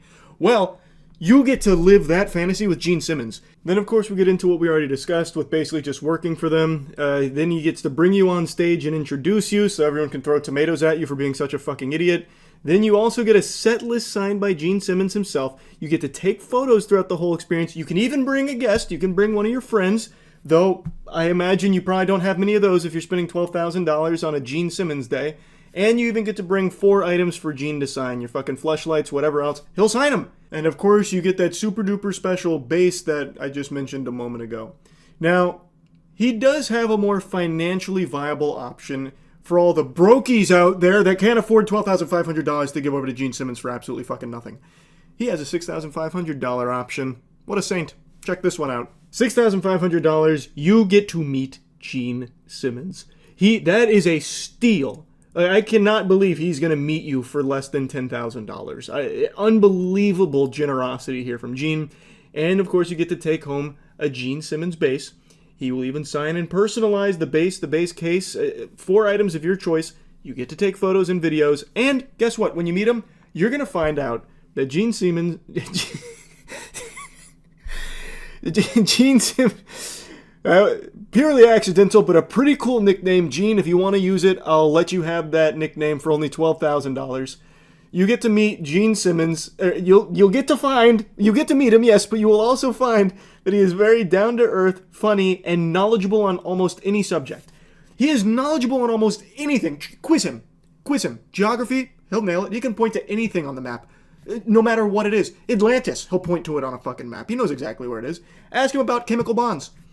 Ask him to do some electron orbitals. Like, he'll know. No doubt in my mind. And you'll find that out too for only $6,500. And you get to bring 3 friends. And you'll all get to learn. Now, I know I started this video by saying that this isn't worth your money, but after going through it, is this the best use of $12,500? It might be. It just might be. You get so much out of it. You can't put a price tag on fun. And you can't put a price tag on a Gene Simmons experience. Well, I mean, I guess you can, but like, the value you'll get out of it will no doubt somehow make up for the $12,000 that you're in the hole. So, maybe not worth it. Probably not worth it. You do what the fuck you want. If you spend $12,500 to be the personal assistant to Gene Simmons, I think you deserve to be bullied. Like, forever. That's really about it. So, yeah. I always thought Billy Mitchell was the king of frivolous lawsuits, but he can't even hold a candle to Russia. You remember a few months ago we were talking about how Russia is suing Google for over $2.5 decillion, which is an unfathomable amount of money. If you added up every single breath every single human being has ever taken since Adam and Eve, it wouldn't even come close to 2.5 decillion, let alone 2.5 decillion doubloons being a reasonable amount of money to ask for. It doesn't exist. It can't exist. I just learned about another lawsuit coming from Russia where a Russian League of Legends streamer has successfully sued Twitch for over $200 nonillion, so a little less than what Google's on the hook for, all because he received a ban on the platform and was able to make a case in Russian court that is trying to enforce a $200 nonillion fine on Twitch for the injustice this League of Legends streamer faced, even though in his entire time on Twitch, he himself only made $2,000. So the math checks out, actually. You know, that seems about par for the course. It is so interesting. To help put this number in perspective, just how preposterous it is, there is an estimated 200 sextillion stars in the known universe. So this League of Legends streamer is looking to receive more money than there are stars in the known universe. Good luck. I mean, maybe he'll get some fairy godparents and be able to poof that money into existence, because that's the only way that shit's gonna happen. I was gonna try and find a clever way of tying $200 nonillion into a subtle, cheeky shout-out, but I couldn't, so I'm gonna do it abruptly. Go to usecheeky.com and use code LUCKY for our St. Patrick's Day sale, where you can get 10% off all of our soap. It's the best soap in the universe. In fact, if you use Cheeky, over 200 nonillion beings across the universe will say that you look and smell great. You look real clean. So yeah, it's usecheeky.com, and the code is LUCKY for the 10% off. Now to sum up the lore here, he was a League of Legends streamer named Lickrit, and he was suspended in 2022 after the invasion of Ukraine, and the US imposed sanctions, and he was banned as a result. His father is also a Russian oligarch who apparently has some pretty close ties to Putin. After being banished to the Shadow Realm and not receiving payments from Twitch as a result of the sanctions, he took it to a Russian court in June and October of 2022, which Twitch called a violation of its terms of service. The first lawsuit was dismissed without prejudice, but the second one, well, the Russian law decided that that's got some meat on its bones. That one's got some real oomph to it, some pep in its step, and said that it violated his rights by suspending and demonetizing his accounts. So, the Russian court demanded that Twitch restore the account or pay a compounding penalty for non-compliance, basically the naughty boy penalty, where if you don't play ball and bend the knee to the most outrageous of demands, it's going to get worse. And Twitch, since they haven't reinstated the account, is racking up a fine of 100,000 rubles each day the account is not reinstated, and doubling each week without limit, per Twitch's lawsuit, which has reached astronomical levels. That's the exact same John Madden playbook textbook maneuver we saw Russia use against Google. The compounding penalty of 1,000 rubles every day and doubling each week. That's how you've reached these 2.5 decillion and now $200 nonillion fines. More money than exists on the planet, no doubt. And this is their go-to, it seems, in Russian court. If they're going to penalize a company, it looks like they go for this compounding penalty anime finishing move. This is their Kamehameha. It seems like this is pretty common, and I'm only just now learning about how frequent it is. I kind of want to take a plunge into some other notable court cases in Russia just to see if they do this for everything. Like a baker sold you stale bread, you took him to court, and now he owes you 1,000 rubles every day that you've had to have that stale bread in your intestinal tract, and it doubles each week without limit. I just wonder how often that's used. You know what I mean? Because now we've seen 2 instances of it, and it's just comical. I'm sure Twitch is going to fork over $200 nonillion any day now. I can already just see the League of Legends streamer doing this with his hands like, we won, we did it, so any day now that money's going to be hitting my piggy bank. I'm sure Twitch is going to start feeling the pressure of this imaginary money demand very soon. You might as well be suing Twitch for glorbluckles. It's actual nonsense gibberish here, because these numbers are not reasonable at all. It's phony baloney. You can't actually enforce them no matter what. But it's not stopping them from trying, and I really appreciate that chutzpah, because it is fucking amazing. A Twitch lawyer said, because this penalty doubles each week, it purportedly is now larger than all the money in the world, unjustified on any measure, wholly disproportionate to less than the $2,000 in revenue generated by the League of Legends streamer's account while active. But in 2023, the League of Legends streamer filed a Turkish enforcement action to enforce the Russian ruling, serving the action on Amazon's Turkey office, which maintains that the agreements that he signed were with Twitch, not Amazon, making the actions invalid. Twitch and Amazon have been deprived of legal certainty provided by those agreements and subjected to Russian courts' application of Russian laws specifically designed to undermine U.S. sanction, Twitch lawyers wrote. Twitch is now looking to U.S. courts to kind of pump the brakes on this lunacy here. Like, it's a joke. Like, this is just a complete circus of a lawsuit.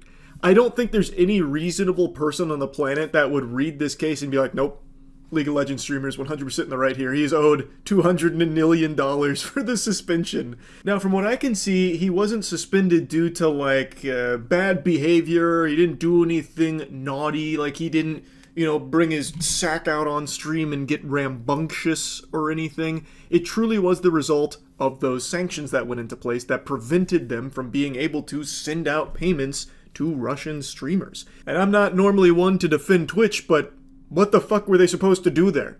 Just ignore the sanctions and get themselves in the legal hot water for it? Just so they could pay this League of Legends streamer his $200 for the year? Like, it doesn't make sense. Like, I don't know how they were supposed to, like, you know, do that. And as far as the suspension goes, I don't think it was exclusive to just his account. From what I've read from the sanctions, they did that for a lot of Russian streamers. So it doesn't look like they decided just to fuck this guy in the face for no reason. So, yeah, I just had to talk about that. These Russian lawsuits of compounding penalties are fucking incredible. They are so goofy. It's just not real. But it is kind of a fun thought experiment. Let's say Amazon as a whole, not just Twitch specifically, is on the hook here for the $200 million. This League of Legends streamer's got him in the palm of his hands. And he's forcing Amazon to run it down mid for him and actually give him this money eventually. Assuming Amazon makes $1 trillion a year, which they don't. From what I can see, they make about $580 billion a year. So, like, they're halfway there, but it's easier to use $1 trillion. If they make $1 trillion a year, it would take them an entire millennium, 1,000 years, of every dollar they make throughout that millennium going to this debt to even make it to a quadrillion dollars, which is not even a fraction of the total that they owe this League of Legends streamer. It would take them until the universe itself dies of a heat death to even come close to being able to make that amount of money to pay him back. It's just not possible. Unless you have a galaxy brain intellect like me. You see, if I was CEO of Twitch and I was tasked with getting us out of this pickle here, I know exactly the solution. I know exactly what I'd do. I'd say, look, we honor our debts. Friend, we got off onto the wrong foot and we want to make things all square here. And then I'd print a bill that says $200 million on it. And I'd hand him the $200 million bill and say, we're good. Because that's the only fucking way that this could possibly ever end with this demand. Unless, of course, it just gets thrown out, which it doesn't seem like Russian courts are willing to do. So, you just make up a bill that's $200 million and say, Godspeed figuring out what to do with that, I suppose. So yeah, I just wanted to talk about this a little bit. That's it. See ya. Rich Karen thinks she's above the law by Police Insider. Through traffic, and then when you pulled in here, you hit the curb here in front of Publix because you're trying to avoid me. I don't know. No, that's not true. There was a banana peel in the middle of the road and it spun out. Trying to go home. Okay, but it's 40 miles an hour, and I was doing 40 and you blew past me. I have 50 employees. At her house. I own a She has to go see them. Where is that at? next door to Cooperstown Winery. Go to the winery, conduct an investigation, and then we'll determine that here. If everything Did she mention she owns a business yet? So right now, I just need you not to communicate. I'm sorry. You're fine, you're fine. Sometimes it's a little very overwhelming. intimidating for people. Was that a cry attempt? Because no part of her face moved. She just made, like, panting noises like a dog after it's run around a lot. Does she know how to cry? I own... You own Blow. the blow dry bar. Okay, cool. I own my business. I manipulate 30 employees. Cool choice of words. Property in South Tampa for 30 years now. South Tampa? Wait, was this in Tampa? My God. I may have seen her at some point. I I've been a South Tampa. Mhm. I've owned property here for the past 12 years. But regardless how I've been treated today, I've been here it's not longer an than issue, that. Have we ever but, crossed paths, you another think? issue is just my business, but that's, you know. So it's something that doesn't have to do with. I mean, Imagine you see me in this fucking footage as I like come over here.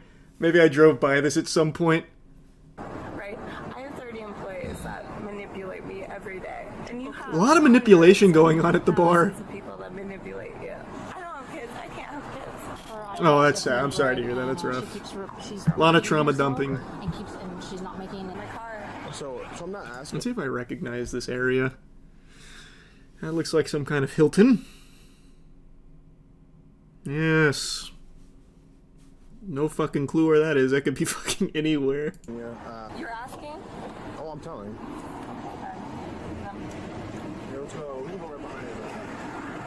The boss music has started playing. There's pretty much nowhere in Tampa I haven't been. I'm sure I've driven down this road at some point. I own a business. Okay. I live right here. What kind of business do you own? I own a blow dry bar. I own two. It's a franchise. I own a franchise. I've never even heard of Blow Dry Bar. Is it no, it's probably not new.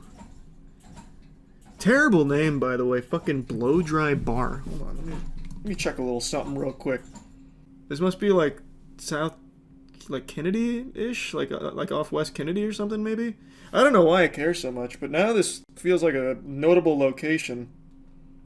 We got the fucking Blow Dry Bar owner out here. We gotta put up a sign. Now into Tampa.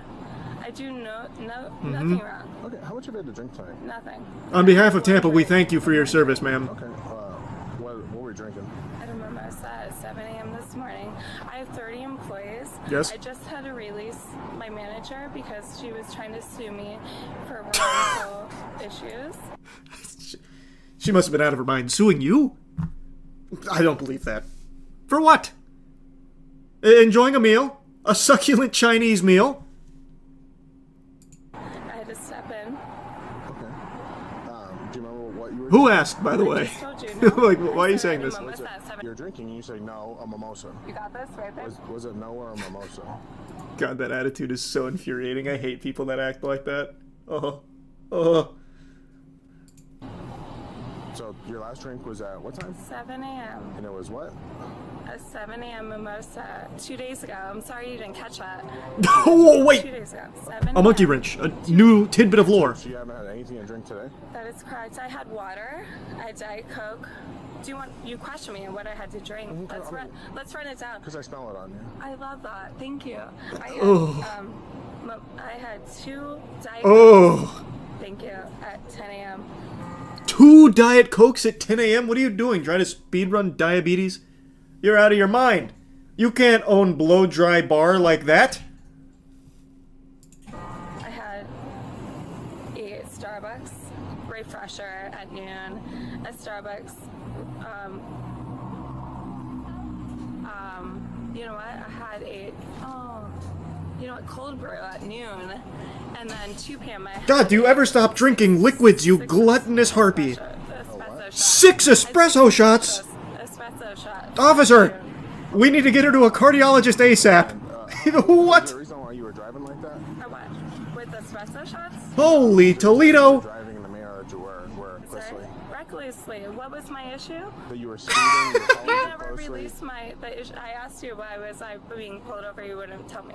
No, that was not me. What happened to her boyfriend? Can we bring your boyfriend over here? That guy he was a cool cucumber. That guy was calm, collected. Like, he would be her best asset right now. Did he just go home? He's like, yeah, is she in that mood right now? Is she talking about her business? Hey, good luck. I'm out of here. Lord have mercy. I'm going home. You tell me why I was being pulled over. Okay, so you were speeding. You were following people too Can you closely. show me why I was speeding? Mm-hmm. Can I see it? Can you show me? Can you see what? You pulled me over for speeding. Yeah, can you I see why you pulled me over? Yeah, use the time Infinity Stone. Let's go backwards so we can see it again. How can I show you that you're speeding? Are you serious? I know my rights. Can you show me? You have to Stand over here. bring it up on the jumbotron, please. Bring in the dancing lobsters. I think you seem to think that you're in charge here, and you're really not. She is. She owns a business. She is literally in charge. I have concerns about your sobriety. I don't want to be in the middle of the road. But no, we have police cars with You their lights on. sacrifice my safety. I chose to stay on the side of the road. That's my right. You can talk to me like a human. So, I'd like to check your eyes as part of field sobriety. Check me, please. This is going very well. She knows what she's doing. They really did not like this woman. Even dunking on her in the aftermath. I can't imagine why. She seems like such a peach. She does seem to be a little off on that that wacky wizard wax here, though. She is not lucid. Do you wear glasses or contacts? How about you decide? Don't you have to judge? I don't know if you What? You should know, no? Okay, sorry, sir. Just analyzing your eyes here. Of course, I'm an optometrist. I can tell that you wear glasses based on the dents on your nose and, of course, your cataracts. You must wear glasses. That's what police officers are best known for. Being able to deduce whether someone wears glasses normally. No, I click conditions. Medical conditions. Are you going to write them down or no? No. So I'm not going to tell you them. Okay. You taking a prescription medication? Absolutely. Which thing? You're going to write them down? No. Then no, I'm not going to tell you. You want me to write them down? What about your consent? I'm not going to consent to your... Okay. Ever been diagnosed? You're not writing them down. I have been Checkmate. Have you ever been diagnosed with diabetes? Yes. Okay, do you take insulin? Absolutely. When's the last time you took insulin? 2 weeks ago. What? Inbound. What's that? The inbound? Inbound diabetes. Yeah, type 2. Okay. So is that why I'm being pulled over? I don't... Maybe I'm not familiar enough. Diabetes. No. Weird. When's, Right, continue with your factual. Thank you. Go Have ahead. you been diagnosed with epilepsy? Yeah. Okay. When's the last time you had a seizure? Right now. Oh, imagine she just drops to the ground. Oh my god, that would have been so good. That would have been fucking cinema. She had such a big opportunity right there. You blew it. You absolutely blew it. What is inbound diabetes? Is that a real thing, or is she just spouting gobbledygook? No, it's just made up. Okay. That sounds about right. Can we search it up? There, you know what, fine. I'll look up inbound diabetes. I see pre-diabetes on the rise, but it can be reversed. Not what we were looking for, but that's good news. Hey, a little surprise good news. Diabetes inbound. Oh yeah, maybe she was calling it in like a kill streak. I didn't even stop to consider that. You're so right. 30 employees. 2 of them are diagnosed with epilepsy. And she... Oh, okay. I am not. I am not. Well, she's epileptic through osmosis by being in proximity to those with epilepsy. Alright. Your disabilities, I don't know why you're being so difficult. Oh, she's about to jump scare. Alright. Do you see the tip of my... I have concerns about your sobriety, so I'm asking if I can check your eyes. I'm denying it. Okay, so here's what I'll tell you. Is that... Well, hang on, we're... The exercise... Now that the drink had finally kicked in, she was about to show her true self. Exercise or Oh no, the mask is coming off. However, You're telling me she's not a sweet lady? Smell my suspicion. Do you see the tip of my pen? Absolutely. What color is it? Red. So, what I want you to One do for is one. move it back and forth several times. I want you to follow it with your eyes without moving your head. Okay? Okay. You've got this. Pathetic. Left. Center. Oh man, she's been in the Kovacs AIM lab. Left. Come on, man. She's even doing call-outs? Ma'am, please be on your way, we're sorry. I'm trying to do the right thing here. I fired 2 people just because of based off of performance. Well, whose fault? I'm on your team, bro. Okay, so the I'm on your team. Like, literally. I support you guys, true. Like, I am on your team. I'm sorry. Alright, fist bump. We'll seal it with a fist bump. Coming through. Okay, so... we're going to use this one right here. That's on your left, my right. Okay. Oh, she's going for the crane kick. Watch out, Jesus. Busting out the kung fu. Okay? Good lord. The whole exercise on it. Sure, my guy's on. There's like 5 cameras on you right now. I know. Okay. I love this. Hey, this is gonna be so much money. Hey, baby, got this? Oh god, her boyfriend's still there. He's probably really embarrassed. For me, but hey, they gonna do it for me. Okay, so let's do I it. want you to put your left foot on this line. This one. All right, I'm. She's gonna make so much. Blow dry bar's about to have a new renaissance with how much she's gonna get paid from this. I want want you to put your left foot on this line. Yes, sir. Like that? Point it or what? See, Flat or point it? Because I will do both. I'm demonstrating it for you. Oh my god, this is my moneymaker. This is the one. Thank you so much for making This is the big time. Okay, and then your right foot in front of your left foot touching heel to toe. Hands by your side touching your thighs. Not like that. Very good. How I'm doing it. Excellent. I'm sorry. Just like that. Okay. All right, I don't want you to move or begin until I tell you to start. Yes, sir. Okay. My God, the things her boyfriend must go through every I day. mean, hey, narrator's not wrong. To do a yellow line like you. That fucking guy, he must be really just so embarrassed. Okay. So you did it. I have my state attorney. My best friend is Andrew Warren. Andrew, what? The Andrew Warren? First of all, you can't walk a straight Whoa. line, so neither can I. Okay. Who? Hector. God, this has to be so annoying. Like, this is a condensed version of this stop. Oh, this has got to be such a fucking headache. Can he, like, is there no other protocol where it's so blatantly obvious she is plastered? Like, what about just, like, a breathalyzer? Do they have to do the FST when someone is this just belligerent? Manhole. On the manhole. At the beginning of the yellow line. Sure. All right. So I want you to go back. Yeah, to the start. do some of those. Yeah. So I don't Do know some of if this. This is not a joke. Sir.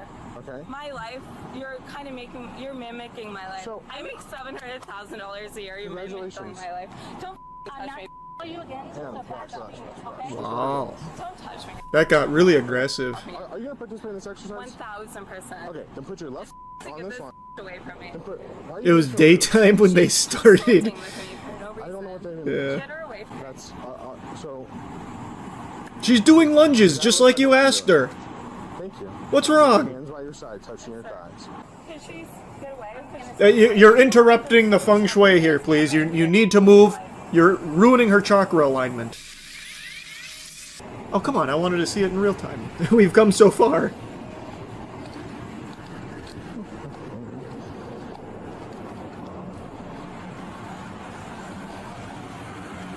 Crushed it. That's flawless. You catching this, babe? The money machine was about to take a thrashing from the officer. That was big bucks right there for sure. Will this affect the Pokemon card market? It already did. In the time she was doing the field sobriety test, over 15 scalpers weren't able to make it to the Pokemon vending machine. Call him. Call Hector. Like Terry, you're not complying. You're, just because I'm white. Okay. There's no race. Now you care. Top it all off, she did something inside the police car that the officer least expected. No, she done pooped her pants.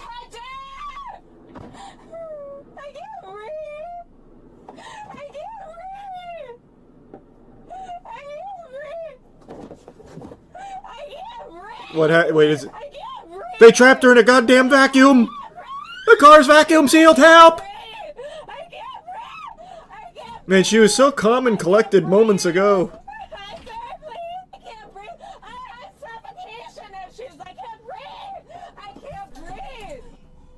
I'm not a doctor, ma'am.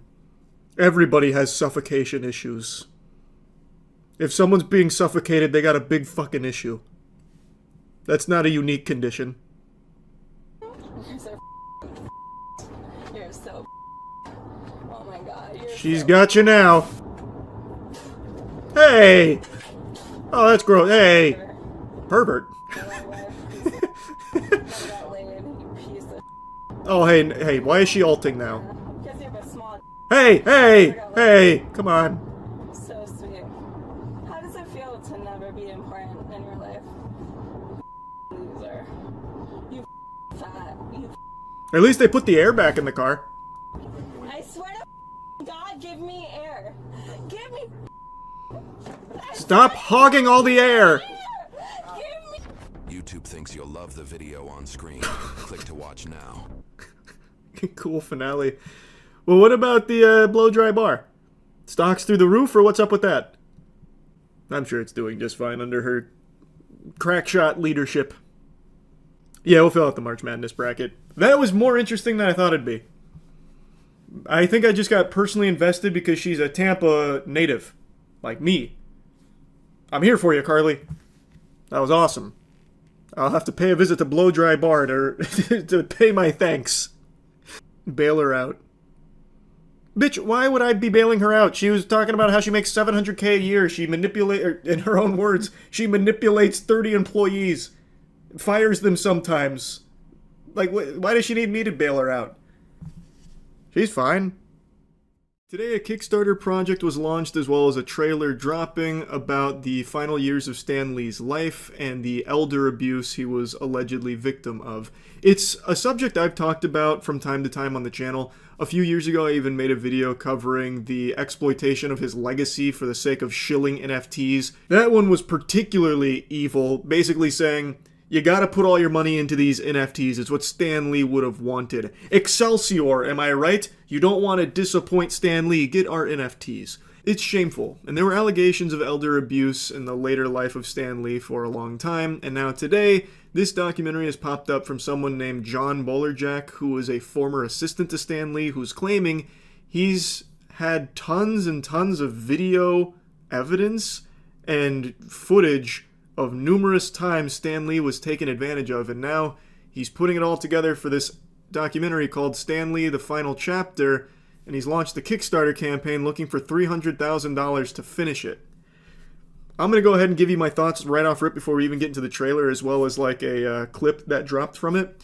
To me, that feels really exploitative as well. You're telling me you've had this footage for years, incriminating evidence of Stan Lee being taken advantage of, and instead of releasing it throughout the years to spread the word about the injustice he faced or giving it to authorities about potential elder abuse, you've instead just sat on it, keegling it until now, compiling it into this documentary that you're now looking for $300,000 to finish to pay for things like casting, wardrobe, hair and makeup, music composition, a soundstage space, visual effects. Like, what the fuck? If the goal is justice for Stan Lee, this feels highly unnecessary.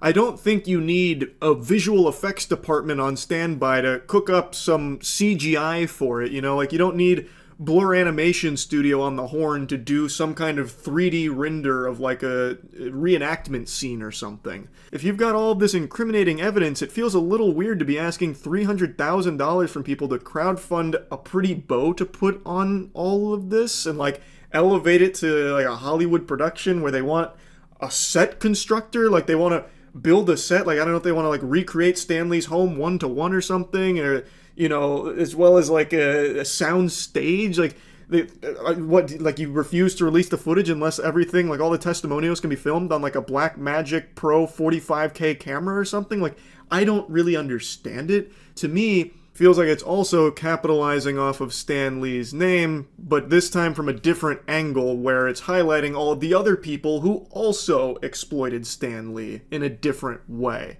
I'll show you the trailer, and you can obviously form your own fucking thoughts on it, but there's a couple things I want to talk about as well as showing you that clip that dropped.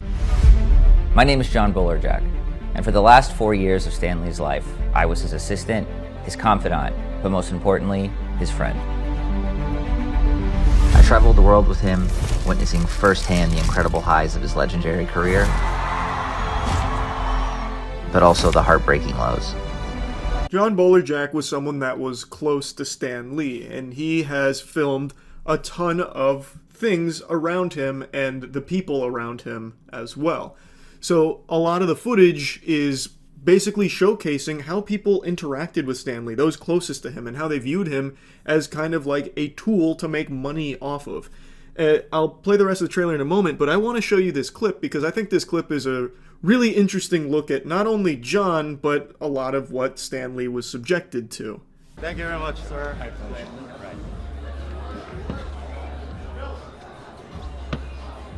Now, are you ready to give a riveting speech? You're going to change lives. I thought I was finished with that. What do I have to do now? It's never over. I'm not on the crazy pills, right? Like, I'm not boofing stupid potion, right? That's John Bolerjack that's saying that to him. You can see his hair, his voice is the same. That's John. And he's the one telling him that it's never over. Like, John, I'm assuming he was trying to be, like, sarcastic there, but John, even at the time, was privy to Stan Lee being taken advantage of, but just sat by and let it continue and let all of those people around him continue to exploit him. To me, it feels really weird. You've got all of this footage, you are aware of these things happening where he's being taken advantage of, and instead of sharing that footage at the time or contacting someone to try and help, he just lets it persist and then holds on to this footage for years after his death. Like, I don't know, it just doesn't feel right to me. Like, it feels off. And he also has something else that I found pretty mean-spirited to say to Stan at the end of this clip. You what? I said I thought I was finished, but apparently I'm not. Look, once we're done, we'll get out of here. Now what do I do here? Same thing, talk about you. We'll make some new questions. But I don't have the... Yes, you will. Yes.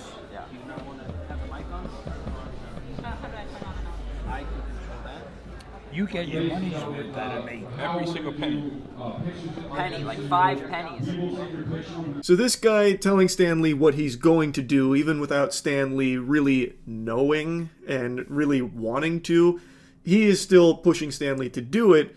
And then Stan Lee says, you get your money's worth out of me. And he says, every penny. And then John Bolerjack comes in and says, pennies, like 5 pennies. That's just kind of mean. Like, I don't know what the joke was supposed to be there. I don't know why he would come in at the end and say that on the back of that after we just watched Stan Lee get pushed to do something he wasn't aware of and not wanting to do by somebody who's basically controlling his appearance here. It just rubs me the wrong way. Stan spent his final years enduring mistreatment, manipulation, and betrayal at the hands of a few very bad actors. Is there any way to get us out of that San Francisco thing? Or do you feel we gotta do it? Gotta do it.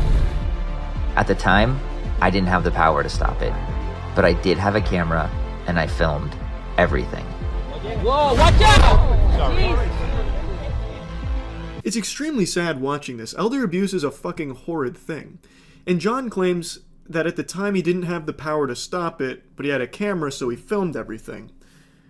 Well, you were compiling evidence. You could have submitted that evidence to authorities, and there's a very real chance nothing would have come from it. Yeah, I'm sure there's a lot of really evil people that would have been able to squeak their way out of it, but you still would have tried. You did have the ability to have this footage come to light. You could have released this footage yourself online. There were a ton of options with this footage outside of just now bringing it to the public's attention while asking for money to finish a movie around that footage.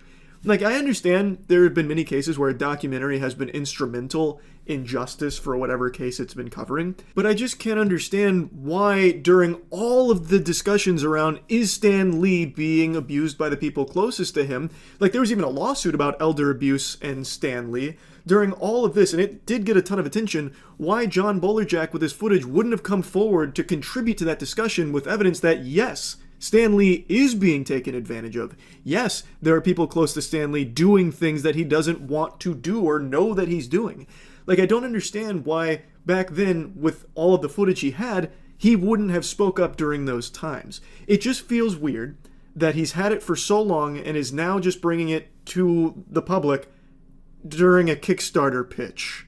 Now I'm asking for your help to finish the film and finally get justice for Stan. This documentary includes first-hand accounts from key witnesses, including comic book legends like Rob Liefeld and Roy Thomas, as well as many others who saw the chaos and unethical acts. This isn't speculation, it's all on camera. Undeniable. This is old Stan Lee coming at you. No, you're not old. Irrefutable.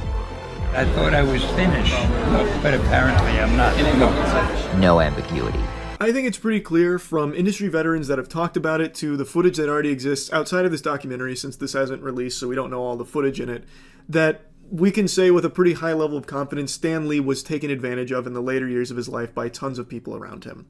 I think that much is pretty clear, in my opinion, and I have no doubt that whatever footage John has here will be really helpful in holding a lot of those evil assholes that were exploiting him accountable.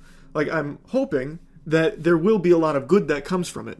But this approach of just squatting on the footage for many years and then only like bringing it out if enough money is given to finish the film is very off-putting. And like looking at the Kickstarter rewards feels really weird too. Let me just hold your hand through what $50 gets you in the project.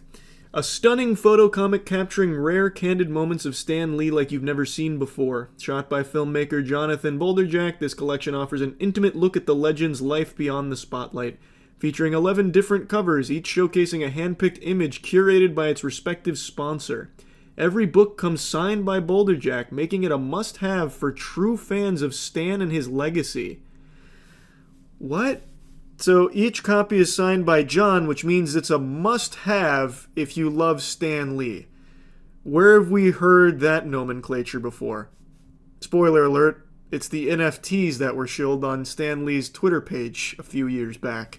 There are so many reward tiers here, more than I've ever seen in a Kickstarter project. I shit you not, I think there's close to like 40 or 50 different reward tiers.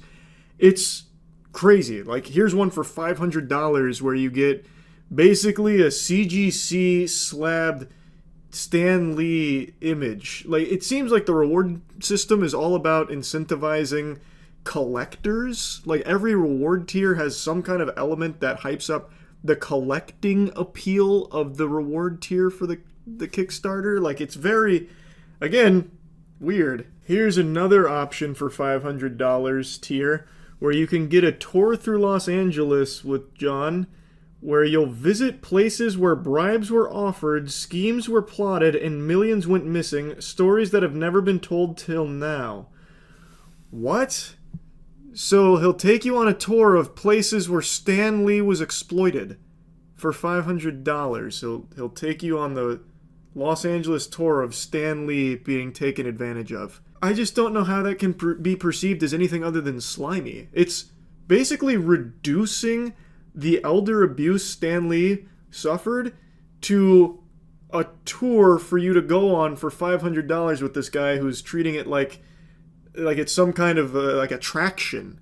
Like, it's just so not okay, I feel. For $8,000, you get an invite to the Emmys and the Governor's Ball. All right. Like, it goes on and on. Like, I'm not kidding.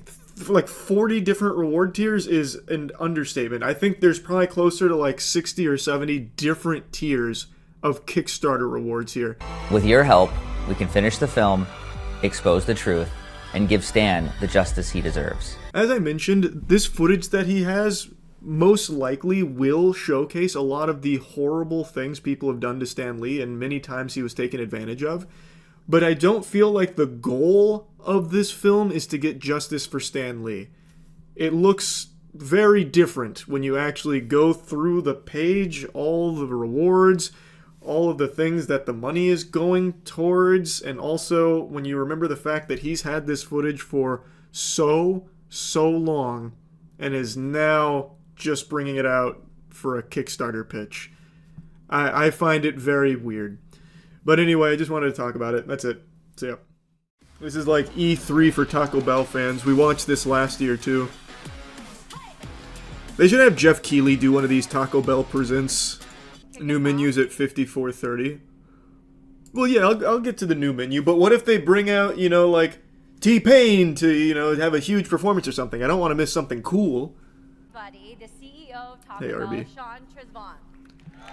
The CEO of Taco Bell, let's go! They did have Doja Cat. You're telling me Taco Bell Presents had Doja Cat there? They resurrected the Taco Bell dog, I hear. Oh, necromancy? That's back on the menu, let's go. I see Taco Bell fans. Give it up, Taco Bell fans. Taco Bell enthusiasts! We're here! This meeting, we've got an incredible audience. I just saw my boss's childhood idol, John Starks, is in the house. Where's John? Wait, he's the CEO of Taco Bell, though. How could you have a boss? Who's your boss? God? Like, who's above the Taco Bell CEO? That has to be the highest level position in all of corporate America. Live Moss Live last year in Las Vegas. I remember. We didn't really know what we were doing. I watched We it. were supposed to be successful, but it turned out we did okay. We did okay with you guys as the fans. You guys are the most important. We had a lot of great menu items. And then we had some great media coverage from Barstool Sports. What they wrote is out. Apple Hey, what? I talked about it too. Where's my Taco Bell shout out? That was a great company to be in. When you revealed your Cantina menu, I almost showed whole. Conferences where they did pretty good company. Who the fuck didn't attend? Megan? Wow, that's a crazy last name. Megan Presepier? You think you're better than the Taco Bell Liv Moss? You can just RSVP and not show up? You got some fucking nerve, Megan. You know that? You better hope they don't put you in a taco. Let's take it backwards. That's pretty cool. Tacos in a burger world. He was trying to feed curiosity for the Tacos in a burger world. This ideal called Liv Moss. Barbie energy. Liv Moss. So everybody will get this hat on behalf of the brand and partner with Max. Hey, thank you so much for the hat. Pretty cool. And then also we have some Liv Moss Live merch for you guys. Yo, the swag bag. Put a fucking chungus on that thing and I'm sold. Give me some dank memes. I forgot about you. I'm going to ask you guys a question, and I want you guys to get really loud. I want them to hear you in Manhattan. Are you guys ready? I'm ready. Are you guys ready? Yeah. I'm so hyped. 1, 2, 3. Is Brooklyn in the house? Yes! Yes! Did they hear us? Oh my gosh, Ann Arbor in the house. No, Ann Arbor. Boo. Okay. We're not here. Well, I grew up there, and my love affair with Brooklyn Taco only. Bell was actually I remember. All right. I'll skip to the fucking experimental menu. Fine. We don't have to watch the whole thing. Holy shit! It's the Taco Bell kitchen. They even have the spectators. Good God. We get to see how the sausage is made. No, I'm not ready. The pearly gates. Taco Bell's chief food. You guys had absolutely no chill. Who remembers this guy? I can't see him. Yeah, so... Who is it? Guys, this Oh, fuck, I remember that bastard. Like we made a few pies. That dirty rat. He's supposed to be in jail. But you guys had bigger... Maybe Thanksgiving? Like, this could be an awesome pie to bring to the family. Yeah? Or just celebrate Shrek 5 with that bitch. This time, since we that fit know perfectly what in we're line doing, with I Shrek. definitely know what I need from you Let me be your marketing guy. your feedback.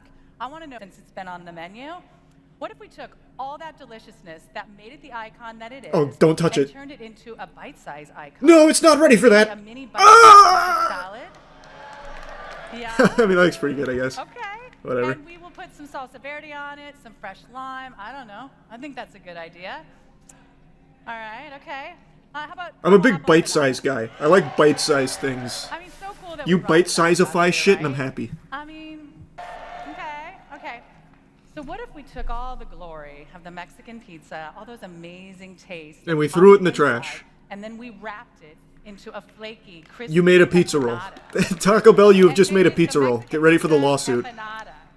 Yeah? No, it's a pizza. You can call it what you want. It's a pizza roll. I mean, it needs a dip. Totino's right? gonna be on that You gotta- ass. You gotta dip that into the beautiful.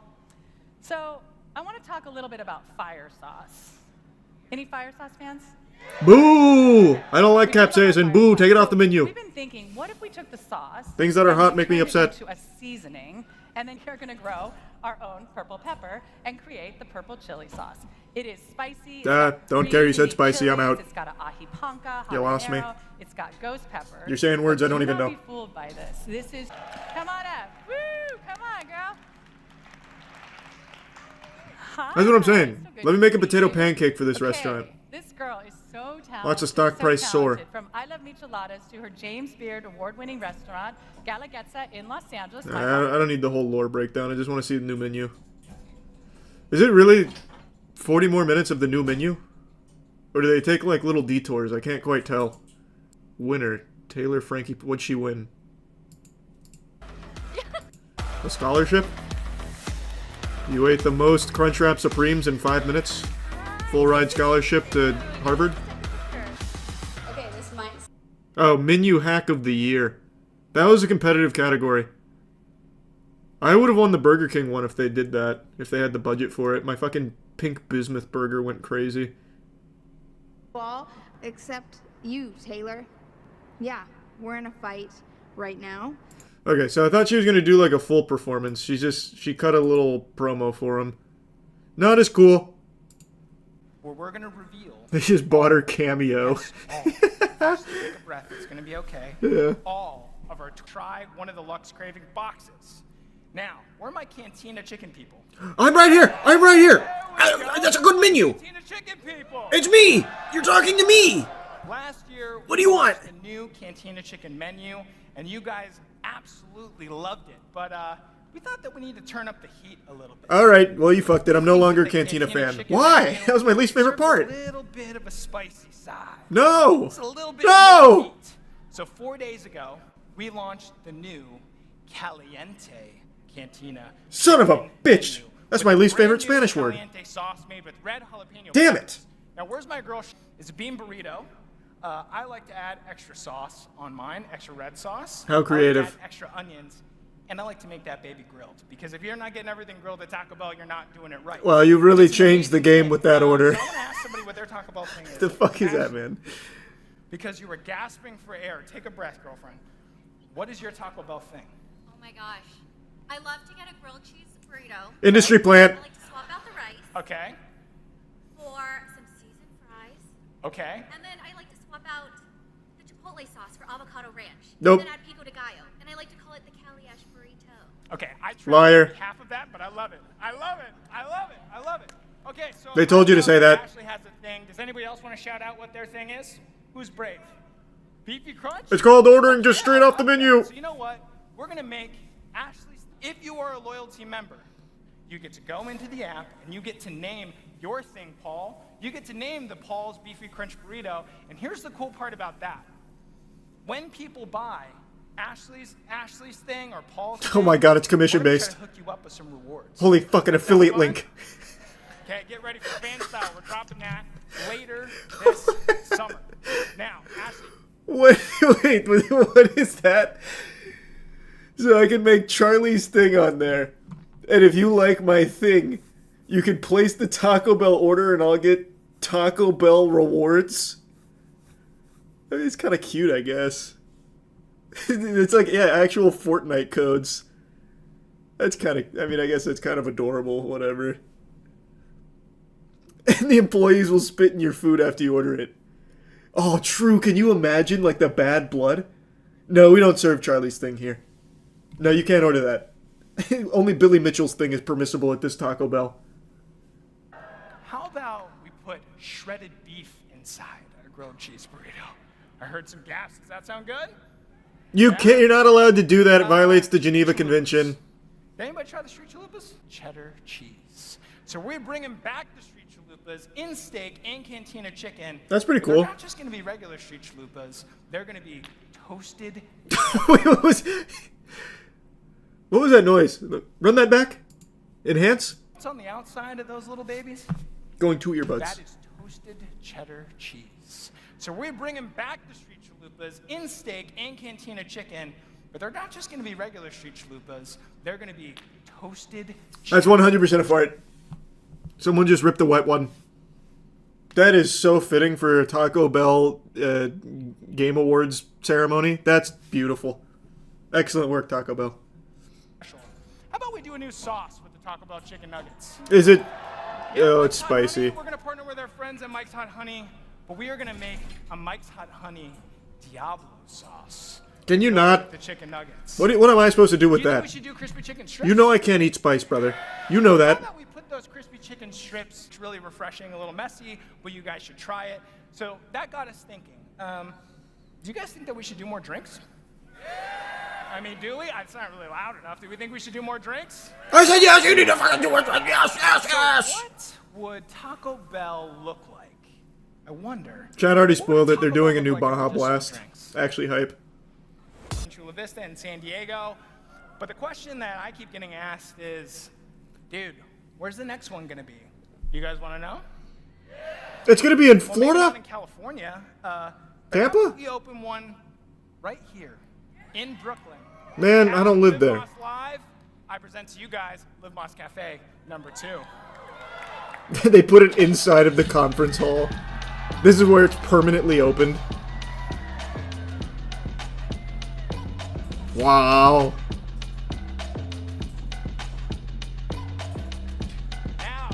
Well, I don't really give a fuck. If you're in the house tonight, I don't go to voice crack. I don't go to cafes. Live Moss Cafe right there and try that back. You know what? I think we got a birthday in the house. Oh, can I get that one more time, please? Where are they? Where are they? Okay, maybe one more. We have to give them the Taco Bell spankings. The Crunchwrap. Oh. Our beloved Crunchwrap. It was a ruse. Of Taco Bell perfection. And how about we start that celebration right now? Okay? Go out to Taco Bell right now and try the new Crunchwrap sliders. Steak and... Man, if you want to celebrate it right now, how about you put a fucking Crunchwrap slider under my chair? What the fuck? If I was there, I'd be livid. I'd be doing big thumbs down right now. I wouldn't be doing any jazz hands. Come on. Can I have some help from everybody that's watching online too, please? Okay. Okay, here's my energy. Product number 1. What about the chili cheese burrito? Should we bring that back?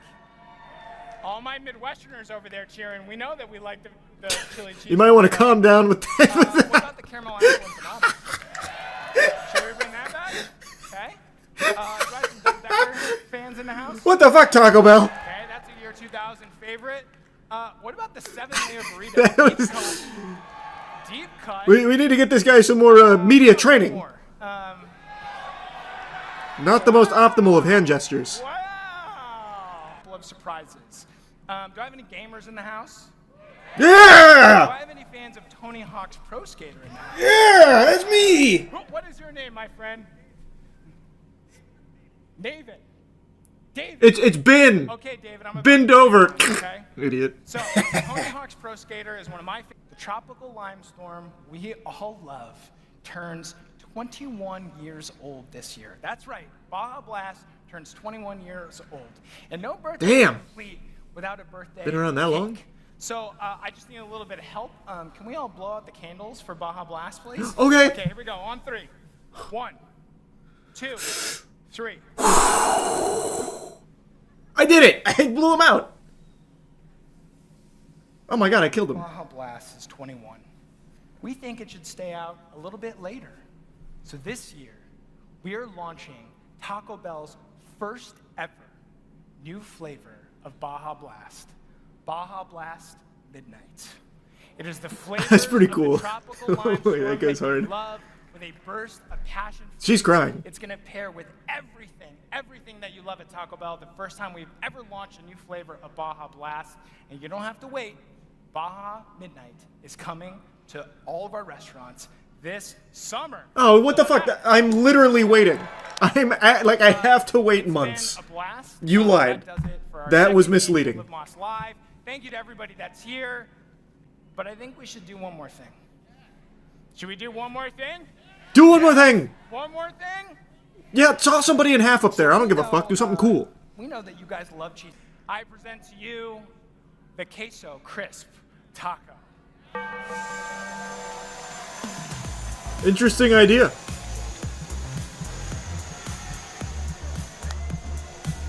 That actually could go ballistic. Yeah, that's a big finale right there. That'll do. That's a mic drop. Okay. That's really it. That's officially... Another successful Liv Moss moment. That's another one for the books. We win again.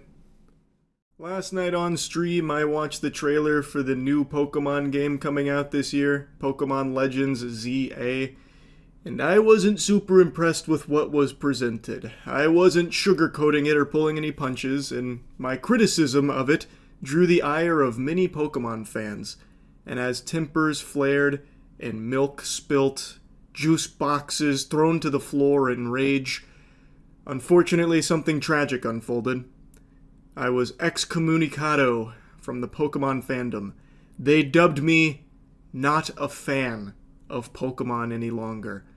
Thus, it's not a game made for me, as I was just a hater. They cast me out from the Continental of the Pokemon fandom, which is so fucking stupid. I like how just expressing that these games could and should be much better is all of a sudden just blindly hating on it just to be a Scrooge. I'm going to go over my thoughts on the trailer and talk about the things I think could be improved, because from everything I've seen in the Pokemon Legends ZA extended look, it is a step backwards from the last Pokemon Legends Arceus, which I was actually very positive and optimistic on. I hated Scarlet and Violet. I still hate Scarlet and Violet. There's no amount of revisionism there that can convince me that the game was actually good, because it wasn't. That shit was insulting, it was embarrassing. And I stand by that. I also hated Sword and Shield. That game should have been one of their biggest leaps with the Pokemon franchise, and instead it was its most watered down and most barren. Somehow, they go backwards pretty often. Game Freak, I've said for a while, is just extremely lazy. They have what I believe to be one of the easiest jobs in the world, where all they need to do is just copy and paste and fans will just clap for it most of the time. And yet somehow they'll still find ways to fuck that up, like with Sword and Shield, where they just get rid of like half of the roster. Anyway, I'm getting off on a tangent. Point is, there are a lot of blunders here that to me make no sense, because Pokemon is the most lucrative property ever, like on the planet. So why aren't the games amazing? And why do the games oftentimes just feel exactly the same without any moving forward? Arceus was the first time in a long time I had actual optimism for Game Freak delivering a high-quality Pokemon experience. And back when I reviewed it, I actually caught a lot of shit for being so positive on it, because it did have flaws, but I thought all of the DNA and all of the groundwork laid a great foundation for what could be an amazing Pokemon formula going forward. And with Pokemon Legends ZA, I was expecting that to be improved upon, built upon, and be really impressive. But in this trailer, it feels like they just went backwards somehow. Again, which they've done before. So I was pretty disappointed. Me critiquing these games and wanting them to be better doesn't mean that I just blindly hate Pokemon. I have been playing Pokemon games since the late 90s, well before the majority of you were even embarking on your zygotic adventure into this world in the first place. I am the furthest thing from just a blind Pokemon hater. I am just someone who wants the games to be as good as they could and absolutely should be. And I don't know why we have this extremely low standard. We're just doing the very bare minimum with this IP is all of a sudden serviceable and should be, celebrated. Like, oh look, Game Freak did the same thing again. Yes! Anyway though, let me play you a clip from what I believe to be the laziest thing Game Freak has done ever from this trailer. And it's their wild zones. To help people and Pokemon coexist, the city has set up wild zones. These areas, located throughout Lumiose, give wild Pokemon habitats where they can thrive. To catch one of these wild Pokemon, aim carefully, then throw a Pokeball. This, to me, is a massive step backwards, because now you don't even just have exploration going to different zones and biomes to find Pokemon. Now, you just go into a city, go through a hologram, and you just see a couple Pokemon on the street, like that one next to a car. What? Like, how can you possibly defend that? That is beyond lazy. So now you just have the same fucking copy and pasted JPEG buildings, and you'll just go through and then you'll see a couple Pokemon spawn, and that's it. You don't even have the exploration. Now, I'm sure the game won't just be Lumiose. At least, fingers crossed it won't. Fuck me in the face. Turns out I was wrong. It's set entirely within Lumiose City. Wow. That makes me significantly more disappointed here, how your interaction with Pokemon in this game is exclusively through these wild zones, it seems. That is mind-numbing. I really think that is terrible. In my opinion, sucks major ass. I would even go as far up the food chain as saying it sucks colonel and maybe even general ass.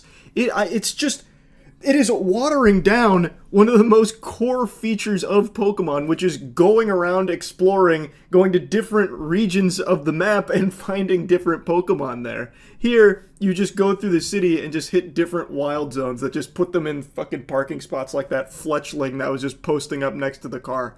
Or there was another Pokemon, I couldn't quite tell what it was, that was just next to an umbrella. And one of the complaints I had in Pokemon Legends Arceus was you'd be exploring, and then there wouldn't be many Pokemon that you could see, because the draw distance was really bad and they couldn't spawn a lot on the screen at any one time, so it felt a little empty. Well, here, it has that same problem, but now you don't even have the exploration. Now you just still have two Pokemon on screen, but they're just standing around in a really boring looking city. It'd be a lot better if you could leave Lumios, and I don't know, maybe you can, even though what I read says it takes place entirely in there, so it doesn't seem like you can. But it'd be better if you could and like go out into the world, and this would just be like the hub that also had the wild zones. That would be a lot better, but it doesn't seem like that's the direction at all. So definitely not a fan of that, and I really don't know how you can mental gymnastics and explanation for how getting rid of exploration in different biomes in order to just strip it down to just a couple, I'm sure there's going to be tons of wild zones that are just, again, the city landscape with a couple of Pokemon sprinkled in there, just tiddlywinks of Pokemon placed around, is somehow better than the exploration elements. I think it is just a massive downgrade. If you're having a hard time catching one, have one of your Pokemon use its moves to weaken the target, making it easier to catch. I just don't see how that looks like an exciting change. Maybe I'm crazy. Maybe I'm on the stupid pills here, but fighting a Pokemon on a rooftop, cool one time, but not when all you have is battle a Pokemon on a rooftop or some streets or like an alleyway. That's lame. Like, I don't see that as a positive thing at all. This game offers a style of Pokemon battling not seen in previous titles. Moves can have a longer or shorter reach, or different areas of effect. So choose your timing and positioning carefully to gain the upper hand. Lead your partner Pokemon through battles and dodge incoming attacks. Now, this was a big change that people thought was very hype. I am of the firm stance it's not that hype, I'm sorry to say.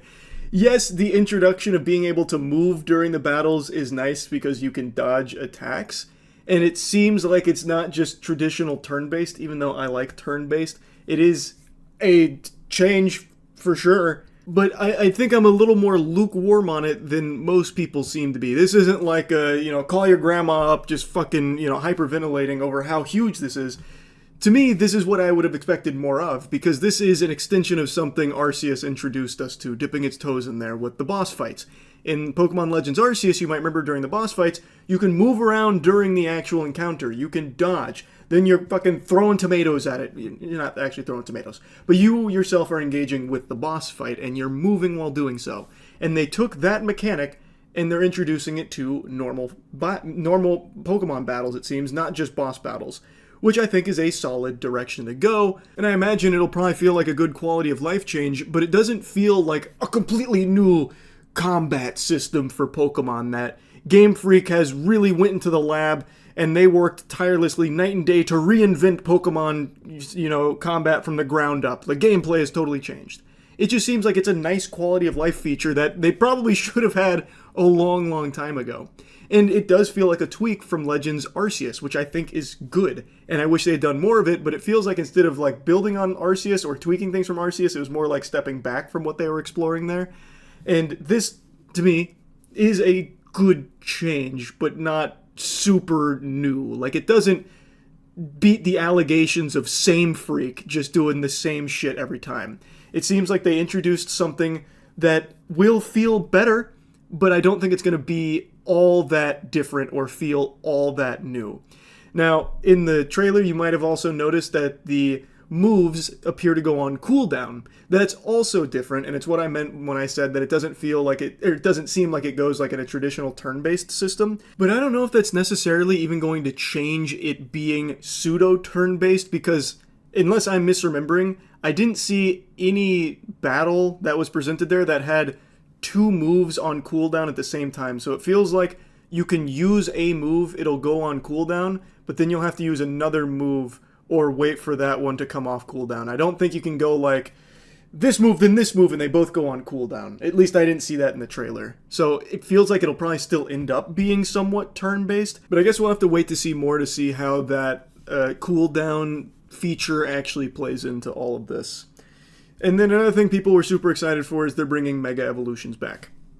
If you really liked Mega Evolutions, I'm sure you were probably, stars in your eyes, over the moon about that.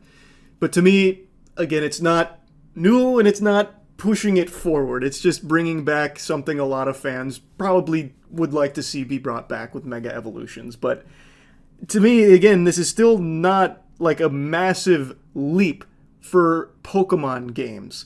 To me, it feels like a step back from what Arceus was trying to push. And me saying that on stream, people were not super pleased with. But I just really think it's kind of inarguable.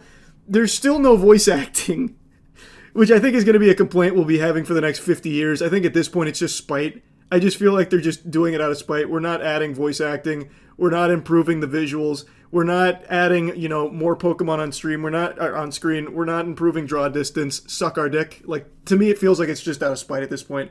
And I know people always point to hardware limitations, and yes, the Switch is very underpowered. Hopefully the Switch 2 fixes that. The specs that have released for the Switch 2 seem like it's going to be pretty powerful. But for the current Switch, yeah, it's barely more powerful than a calculator. But that doesn't mean that the games have to be like this. Look at Zelda. Look at Xenoblade. Like, come on. There is still so much you can squeeze out of a Switch that, for some reason, Game Freak doesn't for Pokemon. The most profitable franchise on the planet. Doesn't make sense to me. These games should be better. They could be better. People didn't like when I brought up this comparison, but I'm going to do it again. Palworld has proven that this formula of creature catching has so much room for innovation, and that we haven't even begun to scratch the surface of what's possible with this genre. And Pokemon is just really content just cruising, going through the motions on idle mode, doing less than the bare minimum in many circumstances with this property.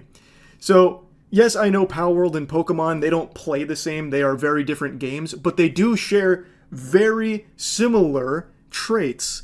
And Palworld did all of it better than Pokemon. Just, I think full stop, Palworld did everything better and ate Pokemon's lunch. And I just really hope at some point Pokemon puts real effort into delivering a genuinely great game again. Because it's been a while. Arceus has been their best attempt.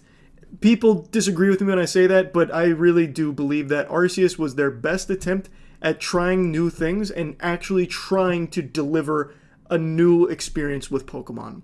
And with what we've just seen with Pokemon ZA, I feel as though they have now just abandoned that and are just going back to cruise control. So, yes, I was not a huge fan of Pokemon Legends ZA Extended Look.